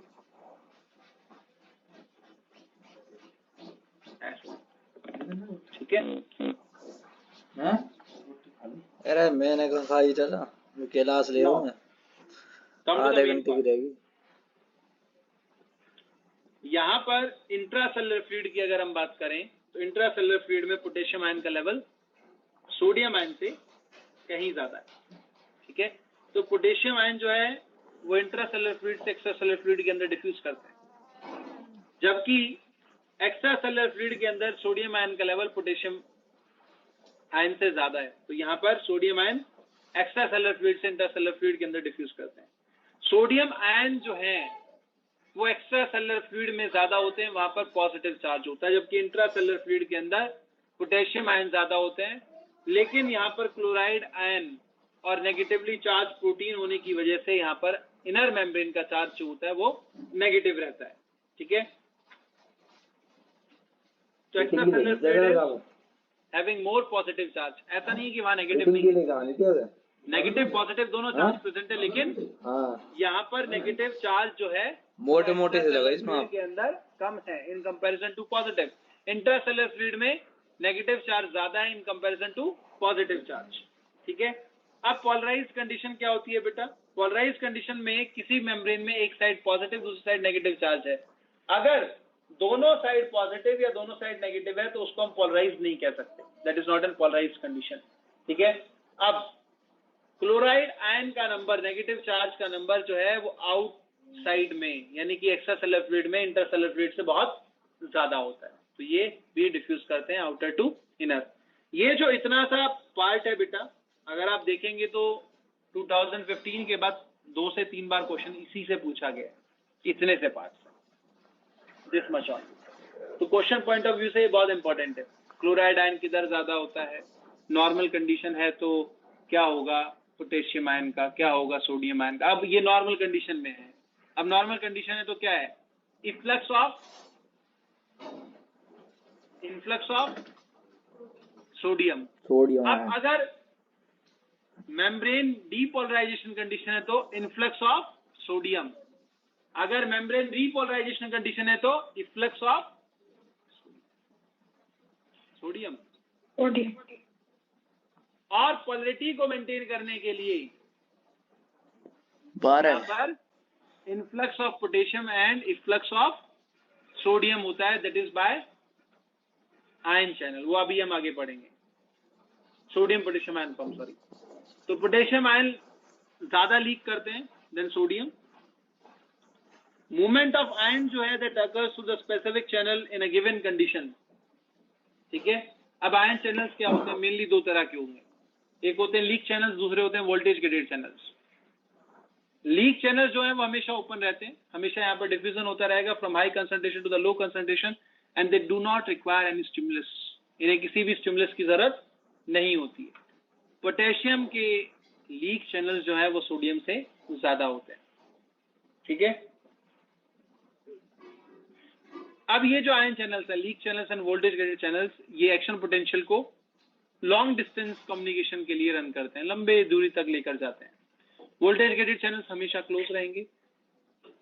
ठीक है, और यहाँ पर लार्ज नंबर ऑफ आयंस की मूवमेंट होती है and they require stimulus to open, इन्हें स्टिमुलस की जरूरत पड़ेगी ओपन होने के लिए। यहाँ पर voltage gated channel sodium and potassium के इक्वल होते हैं, बराबर होते हैं।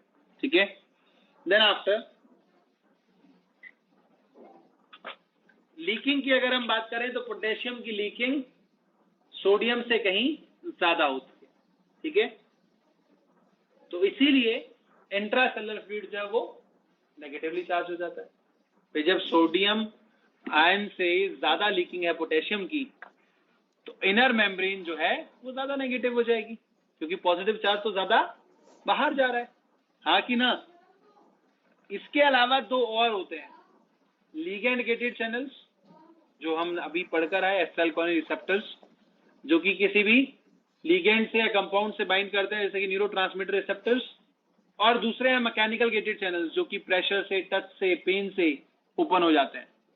ये ग्रेडेड पोटेंशियल को शॉर्ट डिस्टेंस में रन करवाते हैं, ऐसा नहीं है कि लॉन्ग डिस्टेंस तक ले जा सकते हैं ये। इसके अलावा होता है सोडियम पोटेशियम आयन पंप, जो कि कंसंट्रेशन ग्रेडियंट के अगेंस्ट काम करता है by the utilization of ATP. यानी कि कंसंट्रेशन ग्रेडियंट के अगेंस्ट काम करने का मतलब क्या, जिधर सोडियम ज्यादा उधर ज्यादा सोडियम भेजेगा, जिधर पोटेशियम ज्यादा उधर पोटेशियम भेजेगा। अब बताओ मुझे कि पोटेशियम किधर भेजेगा ये? शाबाश, आपका आंसर बिल्कुल गलत है। जब रिपोलराइजेशन करना होगा तो उल्टा कर रहा है ना वो, कंसंट्रेशन ग्रेडियंट के अपोजिट काम कर रहा है ना। अब ग्रेडियंट की मैं बात करूं तो बाहर क्या ज्यादा है और अंदर क्या ज्यादा है, तो अब पोटेशियम किधर भेजेगा और सोडियम किधर भेजेगा? ये भी एक क्वेश्चन। हाँ, तो ये गलत कर दिया ना।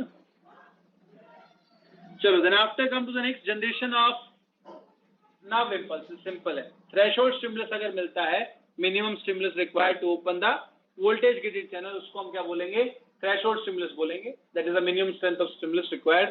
और ये भी ऑल और नन लॉ को फॉलो करता है। ठीक है, ठीक है।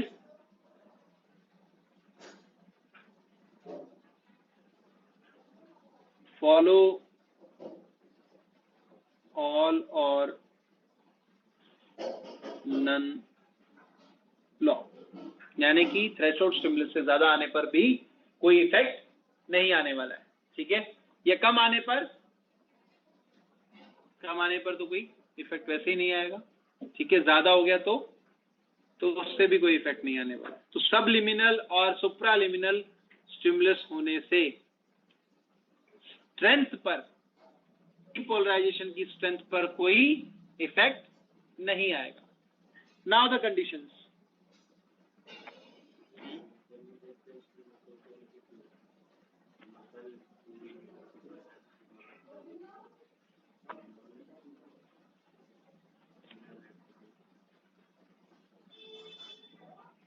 पूरी नर्व एक साथ कहाँ इम्पल्स कर भेजती है?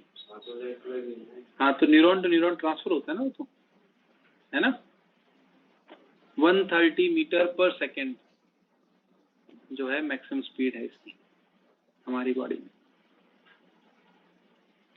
चलिए, then after conditions, resting condition अगर होगी तो क्या होगा बेटा? तो देखो, sodium potassium ion pump open है,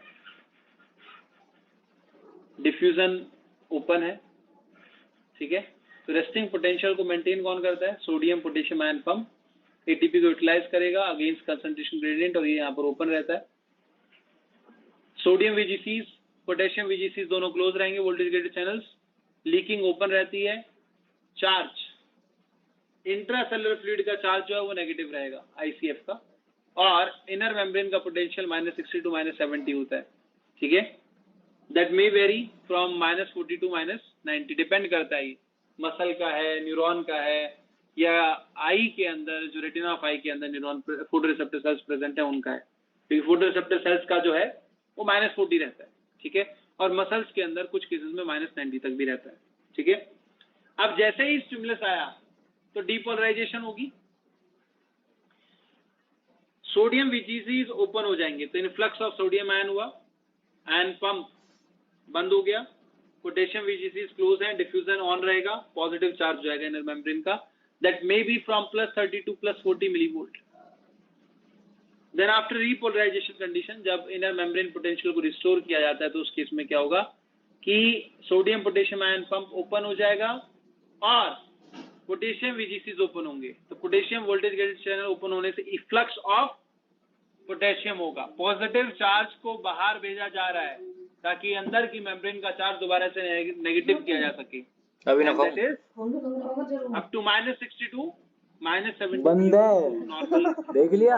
हाँ चल अब इसके बाद हाइपरपोलराइजेशन समझ गई तो अच्छी बात है। हाइपरपोलराइजेशन कंडीशन की अगर हम बात करें तो यहाँ पर सिर्फ एक चेंज है रीपोलराइजेशन से, वो ये कि पोटेशियम वीजीसीज लंबे समय के लिए ओपन रह जाते हैं, और जब ये लॉन्गर ड्यूरेशन के लिए ओपन रहेंगे तो उसका इफेक्ट क्या होगा? ज्यादा पॉजिटिव चार्ज बाहर चला गया, और जब ज्यादा पॉजिटिव चार्ज बाहर चला जाएगा तो इनर मेम्ब्रेन का चार्ज ज्यादा नेगेटिव हो जाएगा, and that might be up to -85 millivolt. Clear? अब एक्शन पोटेंशियल क्या है? That triggers generation of nerve impulse on arrival of stimulus.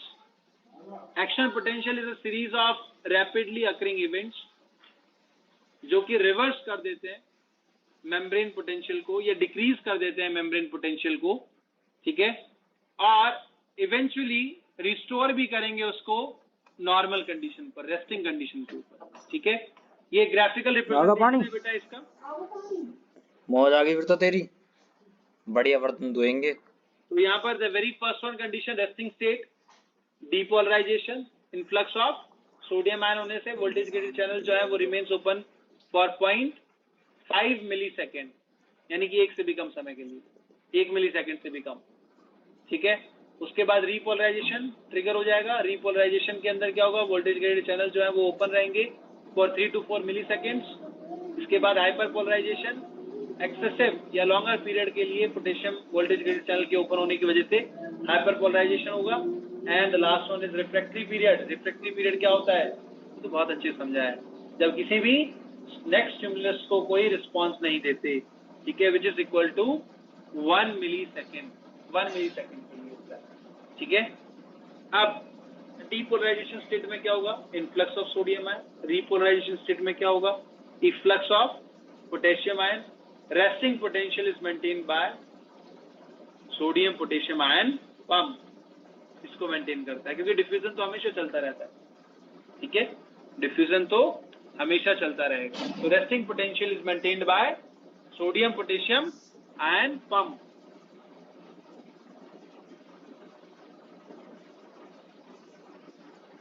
One millisecond जो है that is equal to 1/1000 seconds, यानी कि 1 सेकेंड का 1000वां हिस्सा।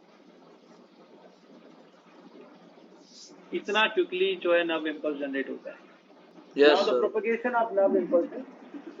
Action potential जो है वो अपनी स्ट्रेंथ को वाला ना, रखने के लिए ये या कैमरा स्प्रेड ऐसे ही। करने के लिए along the membrane from one point to another point nerve impulse को प्रोपगेट करते हैं। इस मोड ऑफ कंडक्शन को हम प्रोपगेशन कहते हैं, ठीक है। Action potential over and over, मतलब जैसे वो एक जगह से दूसरी जगह पहुंचेगा तो बार बार वो रीजनरेट होता रहता है एडजेसेंट मेम्ब्रेन पर, ठीक है, till up to the axon terminal, जब तक कि वो एक्सॉन टर्मिनल पर नहीं पहुंच जाता। And that always propagate in forward direction, हमेशा फॉरवर्ड डायरेक्शन में प्रोपगेट करेगा, ठीक है। तो किस फॉर्म में इंपल्स ट्रेवल करती हैं, they travels in the form of depolarisation. ये भी क्वेश्चन पूछा गया, डीपोलराइजेशन स्टेट के अंदर ये ट्रेवल करती है। रेस्टिंग पोटेंशियल प्रोपगेट नहीं करता है, ये स्टेटमेंट क्वेश्चन है। अब होगा क्या बेटा,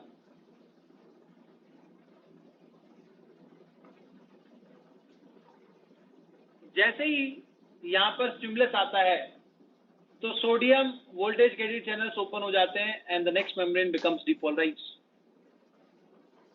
ठीक है। Up to 20,000 sodium ion molecules जो हैं, सोडियम आयंस जो हैं वो यहाँ पर अंदर एंटर कर जाएंगे, जिसकी वजह से इनर मेम्ब्रेन का चार्ज पॉजिटिव हो जाता है, outer membrane charge becomes negative. This is site A, this is site A. इसके बाद इससे जस्ट नेक्स्ट आगे की तरफ क्या प्रेजेंट होगा, वो तो नॉर्मल कंडीशन है, रेस्टिंग पोटेंशियल प्रेजेंट है। चार्ज हमेशा कैसे मूव करता है, पॉजिटिव टू नेगेटिव। तो अगर हम साइट ए पर एक्स्ट्रा सेलुलर फ्लूइड में देखें तो आउटर सरफेस में बी टू ए मूवमेंट हो रही है, जबकि इनर सरफेस में ए टू बी मूवमेंट हो रही है। जब ये आगे जाएगा तो नेक्स्ट आयन चैनल को ओपन कर देगा, नेक्स्ट आयन चैनल को ओपन कर देगा तो और आयंस यहाँ पर अंदर एंटर कर जाएंगे। जब आयंस एंटर कर जाएंगे तो यहां पर फिर से यही मूवमेंट करेगा बाहर की तरफ, बी टू ए, सॉरी अब यहां पर नेक्स्ट हो गया सी, तो ए जो है वो रिपोलराइज हो गया। अब बाहर की तरफ मूवमेंट क्या होगी, that is C to B, और इनर साइड में बी टू सी मूवमेंट होगी। अगर आप बाहर की तरफ देखेंगे तो यहाँ पर मूवमेंट जो है वो ये होगी और अंदर की तरफ मूवमेंट जो है वो ये होगी। क्लियर, हाँ कि ना। तो इस तरह से ये अपने आप को प्रोपगेट करेगा similar conduction till the farthest end of axonal terminal. Axon के टर्मिनल का जो फारदेस्ट एंड है वहां तक ये इसी तरह से प्रोपगेट करता रहेगा। माइलिनेटेड नर्व फाइबर्स के अंदर कंडक्शन जो होता है वो अनमाइलिनेटेड से काफी ज्यादा फास्ट होता है। नर्व इम्पल्स कितनी स्पीड से ट्रेवल करते हैं? 130 मीटर पर सेकेंड ट्रेवल करेंगे, ठीक है। चलिए then after come to the next, कौन कौन से फैक्टर्स हैं जो अफेक्ट करते हैं? ये भी इंपॉर्टेंट है बेटा, इसी साल भी इसके ऊपर एक क्वेश्चन पूछा गया था। एक्सॉन का डायमीटर अगर ज्यादा है, नर्व फाइबर का डायमीटर अगर ज्यादा है तो ट्रांसमिशन ऑफ नर्व इम्पल्सेस भी क्या होगा? ज्यादा होगा, ठीक है। देन आफ्टर अगर टेम्परेचर ज्यादा है तो स्प्रेड ऑफ एक्शन पोटेंशियल भी ज्यादा होगा। क्यों? क्योंकि रिसेप्टर तो प्रोटीन से ही बने हैं ना। टेम्परेचर ज्यादा होने पर क्या होगा? प्रोटीन डिजनरेट करेगा तो आयन चैनल ओपन हो जाएगा। अगर आपको 12th क्लास का बायोटेक का कॉम्पिटेंट होस्ट वाला पॉइंट याद हो तो वहां पर हम क्या करते थे? Heat shock ice treatment. तो हीट शॉक क्यों देते थे हम? हीट शॉक इसलिए देते थे कि जो रिसेप्टर्स हैं सेल के अंदर, पोर की फॉर्मेशन हो जाए और डीएनए उसके अंदर एंटर कर जाए। पोर कैसे बनेगा? प्रोटीन के डीजनरेशन होने से। तो यहां पर अगर टेम्परेचर बढ़ रहा है तो रिसेप्टर डीजनरेट हो रहे हैं, तो वहां पर पोर की फॉर्मेशन होगी, तो चार्ज ज्यादा एंटर करेगा तो प्रोपगेशन ज्यादा होगी, इंपल्स का ट्रांसमिशन ज्यादा होगा, एक्शन पोटेंशियल ज्यादा रैपिडली स्प्रेड करेगा। क्लियर? एक बहुत ही बेसिक सा एग्जांपल,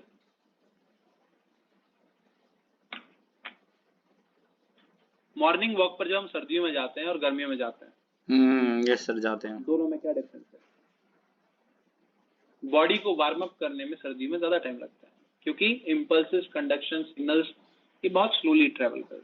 गर्मियों में तो ऐसा नहीं होता, वार्म अप जो है बहुत ही कम समय में हो जाता है। रीजन? हाँ, अच्छा, दूसरा, कहीं पर भी अगर पेन है तो हीट बैग लगाने के लिए क्यों कहा जाता है?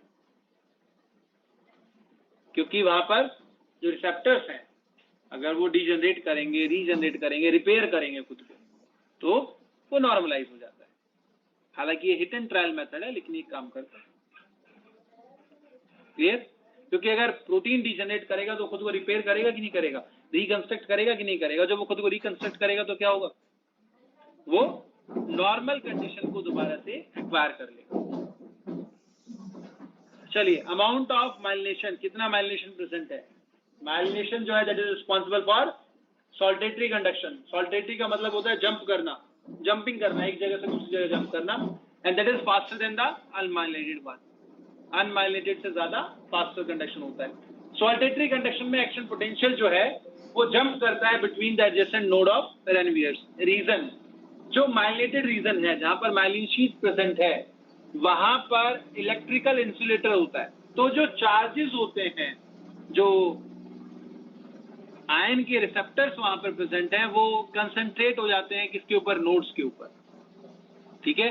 वो नोड के ऊपर आ जाएंगे। जब नोड पर आ जाएंगे तो वहां पर एक चार्ज का क्लाउड बनता है।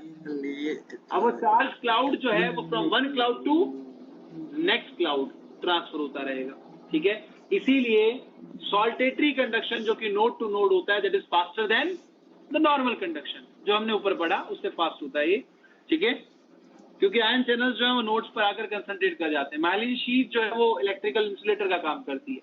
तो लोकल करंट फ्लो जो है वो यहाँ पर रेस्टिंग टू थ्रेशोल्ड कंडीशन में आने में बहुत ही कम समय लेता है क्योंकि वहां पर चार्ज जो है वो क्लाउड की फॉर्म में प्रेजेंट है। ट्रांसमिशन ऑफ नर्व इम्पल्सेस कैसे होगा? तो हमेशा यूनिडायरेक्शनल कंडक्शन होता है नर्व इम्पल्सेस का। एक्सॉन टू साइटोन हो सकता है, एक्सॉन टू डेंड्राइट हो सकता है, इसको एक्सोसोमल बोलते हैं, एक्सोडेंड्राइटिक बोलते हैं। मोस्ट अबंडेंट एक्सोडेंड्राइटिक होगा। एक्सो एक्सोनल भी हो सकता है। और यहाँ पर सिक्रेटरी सेल्स जो होती हैं, न्यूरो सिक्रेटरी सेल्स, उनको भी हो सकता है। और axon to muscles, neuromuscular junction यहाँ पर प्रेजेंट हो सकते हैं। तो यहां तक अगर किसी बच्चे को कोई डाउट है तो पूछ सकता है बेटा। किन्हीं भी दो एडजेसेंट न्यूरॉन या नर्व्स के बीच में जंक्शन प्रेजेंट होता है उसको हम साइनेप्स कहते हैं। Anyone have any doubt till this? You may ask.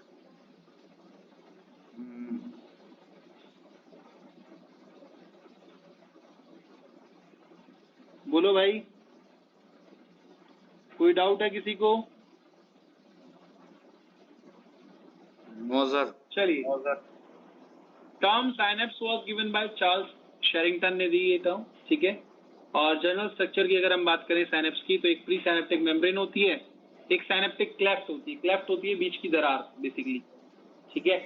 ये कम और ज्यादा होती है और इसके ऊपर बहुत ज्यादा डिपेंड करता है नर्वस कंडक्शन। और एक पोस्ट साइनेप्टिक मेम्ब्रेन होगी जो कि किसी दूसरे एक्सॉन की हो सकती है, डेंड्राइट की हो सकती है, साइटोन की हो सकती है, सिक्रेटरी सेल की हो सकती है, मसल की हो सकती है, ठीक है। तो लिगेंड गेटेड चैनल जो है वो यहाँ पर प्रेजेंट होते हैं, ठीक है। Voltage gated channel sodium and potassium के वो इस एक्सॉन के अंदर या नर्व फाइबर के अंदर प्रेजेंट होंगे। कैल्शियम आयन रिसेप्टर्स यहाँ पर प्रेजेंट होते हैं, जिससे कैल्शियम आयन की एंट्री होगी तो न्यूरोट्रांसमीटर रिलीज हो पाएगा। एक्सोसाइटोसिस कंडीशन जो हमने न्यूरोमस्कुलर जंक्शन में पहले भी पढ़ी है, मस्कुलर कॉन्ट्रैक्शन में पढ़ी है। अब टाइप्स ऑफ साइनेप्स दो तरह के होते हैं, इलेक्ट्रिकल जो कि रेयर है और केमिकल जो कि अबंडेंट फॉर्म में प्रेजेंट होते हैं। इलेक्ट्रिकल साइनेप्स के अंदर न्यूरोट्रांसमीटर जो है वो एब्सेंट होता है, केमिकल साइनेप्स के अंदर प्रेजेंट होगा। साइनेप्टिक क्लेफ्ट 0.2 नैनोमीटर की होती है, बहुत छोटी, बहुत कम, नेग्लिजिबल ही है, जबकि केमिकल साइनेप्स में 2 to 20 नैनोमीटर की हो सकती है। गैप जंक्शंस यहाँ पर प्रेजेंट होते हैं। जब गैप जंक्शंस प्रेजेंट होंगे तो इसका इफेक्ट क्या होगा कि चार्ज जो है वो इंट्रासेलुलर फ्लूइड से इंट्रासेलुलर फ्लूइड में ट्रांसफर हो जाएगा, हाँ कि ना। तो कंडक्शन क्या हो गया, यहाँ पर फास्ट हो गया। यहाँ पर साइनेप्टिक डिले नहीं है, साइनेप्टिक फटीग नहीं है, क्लियर। दूसरे केस में अगर आप देखोगे तो चार्ज आया, आने के बाद वेसिकल्स बनाए, कैल्शियम आयन का इन्फ्लक्स हुआ। अभी जो हमने ऊपर पढ़ा था, यहाँ पर कैल्शियम आयन के वोल्टेज गेटेड चैनल्स प्रेजेंट होते हैं। जब तक कि इनका इन्फ्लक्स नहीं होगा ये न्यूरोट्रांसमीटर को रिलीज नहीं करेगा। और ये हमने पढ़ा बायोमोलिक्यूल में कि कैल्शियम आयन जो है they reduces excitability of nerves and muscles. पढ़ा कि नहीं पढ़ा? पढ़ा था ना हमने शुरुआत में ये पॉइंट, रिमेंबर। तो यहां पर जैसे ही कैल्शियम आयन आया वो इससे बाइंड करेगा, एक्सोसाइटोसिस करवाएगा। एक्सोसाइटोसिस करवाने से ये जाकर एसिटाइलकोलिन जो है वो रिसेप्टर पर बाइंड कर गया, और जब ये रिसेप्टर पर बाइंड कर जाएगा तो इनफ्लक्स ऑफ सोडियम आयन होगा, लेकिन कहां से? एक्स्ट्रा सेलुलर फ्लूइड से इंट्रा सेलुलर फ्लूइड में। इस केस में कहां हो रहा था? Intracellular fluid to intracellular fluid. तो न्यूरोट्रांसमीटर का रिलीज होना, कैल्शियम आयन का अंदर एंटर करना, एक्सोसाइटोसिस करवाना, एसिटाइलकोलिन का जाकर रिसेप्टर पर बाइंड करना और रिसेप्टर के गेट को ओपन कर देना, ये सब साइनेप्टिक डिले है, टाइम टेकिंग प्रोसेस है, जो कि साइनेप्स पर डिले होगा। किस केस में? केमिकल साइनेप्स में। और यही डिले कहां नहीं होता? इलेक्ट्रिकल साइनेप्स में नहीं होता, ठीक है।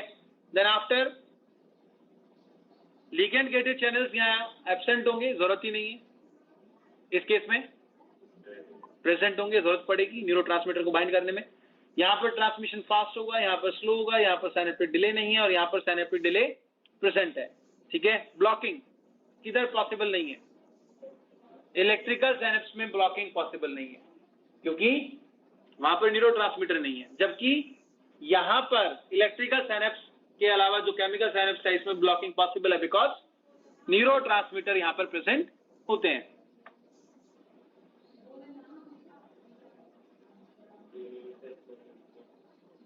दोनों अपनी अपनी जगह काम करते हैं। अच्छा या बुरा क्या हो गया? मतलब ज्यादा बढ़िया बॉडी है, प्रोज एंड कॉन्स दोनों के, ठीक है। तो फिर भी बॉडी ने ज्यादा केमिकल न्यूरोट्रांसमीटर जो साइनेप्स है वो बनाए हैं। रीजन है उसका, क्योंकि आप ट्रांसमिशन को इनहिबिट कर सकते हैं, इलेक्ट्रिकल में इनहिबिशन पॉसिबल नहीं। ह्यूमन में होते दोनों होते हैं। चलिए, then after neurotransmitter excitatory and inhibitory. Excitatory कौन से हैं? जो कि नर्व इंपल्सेस को ट्रांसमिट करेंगे from one neuron to another neuron. और दूसरे कौन से हैं? जो इनहिबिट करते हैं ट्रांसमिशन को नर्व इंपल्सेस की। तो excitatory acetylcholine, epinephrine, non epinephrine, glutamate. जबकि glycine, gamma aminobutyric acid, serotonin and dopamine जो है ये आपके इनहिबिटरी न्यूरोट्रांसमीटर है। डोपामीन जो है वो सिक्रेशन ऑफ प्रोलैक्टिन को इनहिबिट करता है और प्रोलैक्टिन का काम है स्टिमुलेट करना सिंथेसिस ऑफ मिल्क। अब एक क्वेश्चन आता है कि इनहिबिटरी इफेक्ट ऑफ हाइपोथैलेमस में रहते हैं आपका प्रोलैक्टिन, बॉडी में इनहिबिटरी इफेक्ट ऑफ हाइपोथैलेमस में रहते हैं due to which chemical substance? Dopamine. Prolactin inhibitory hormone क्या है? डोपामीन। ठीक है, आप अपने मॉड्यूल में ही देख सकते हैं, पीछे जो टेबल बनाई होगी इसमें आगे उसमें लिखा होगा ये PIH के सामने देखो डोपामीन लिखा होगा, केमिकल कोऑर्डिनेशन वाले चैप्टर में।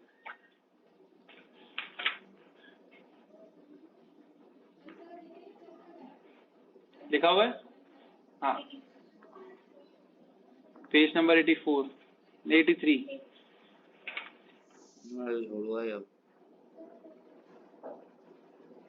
तो dopamine is not PIH, dopamine का फंक्शन है PIH का। ठीक है, डोपामीन तो और भी बहुत सारे काम करता है, लेकिन आप हर जगह PIH को नहीं लिख सकते हैं। ठीक है, dopamine is basically that inhibitory neurotransmitter. इसके अलावा दो गैसियस न्यूरोट्रांसमीटर भी होते हैं, carbon monoxide and nitric oxide.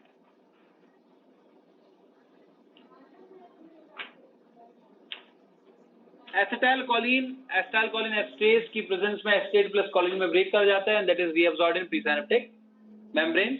Norepinephrine जो है वो डिग्रेड होगा मोनोअमाइन ऑक्साइडेज एंजाइम की प्रेजेंस में and that is basically secreted by sympathetic and parasympathetic nervous system.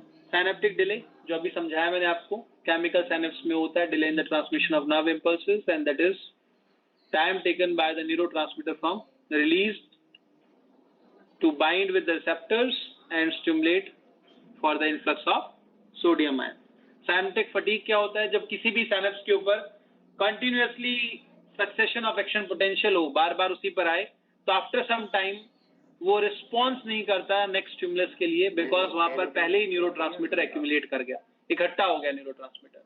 तो synapse जो है वो restore हो जाएगा after some time, but until that there is synaptic fatigue, response to a stimulus नहीं आएगा, बिकॉज वहां पर न्यूरोट्रांसमीटर क्या हो गया?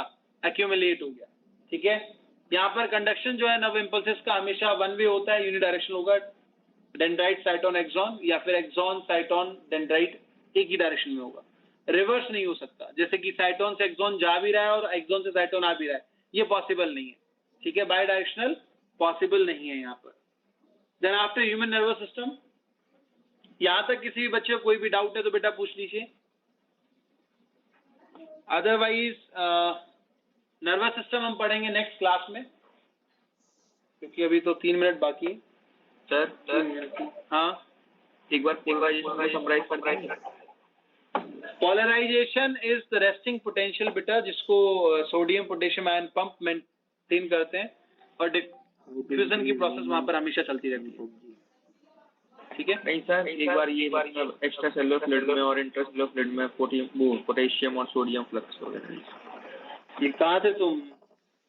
नहीं पढ़ तो रहा था सर पर, लेकिन एक बार और समझना है, बीच बीच में डाउट आता है ना। हाँ देख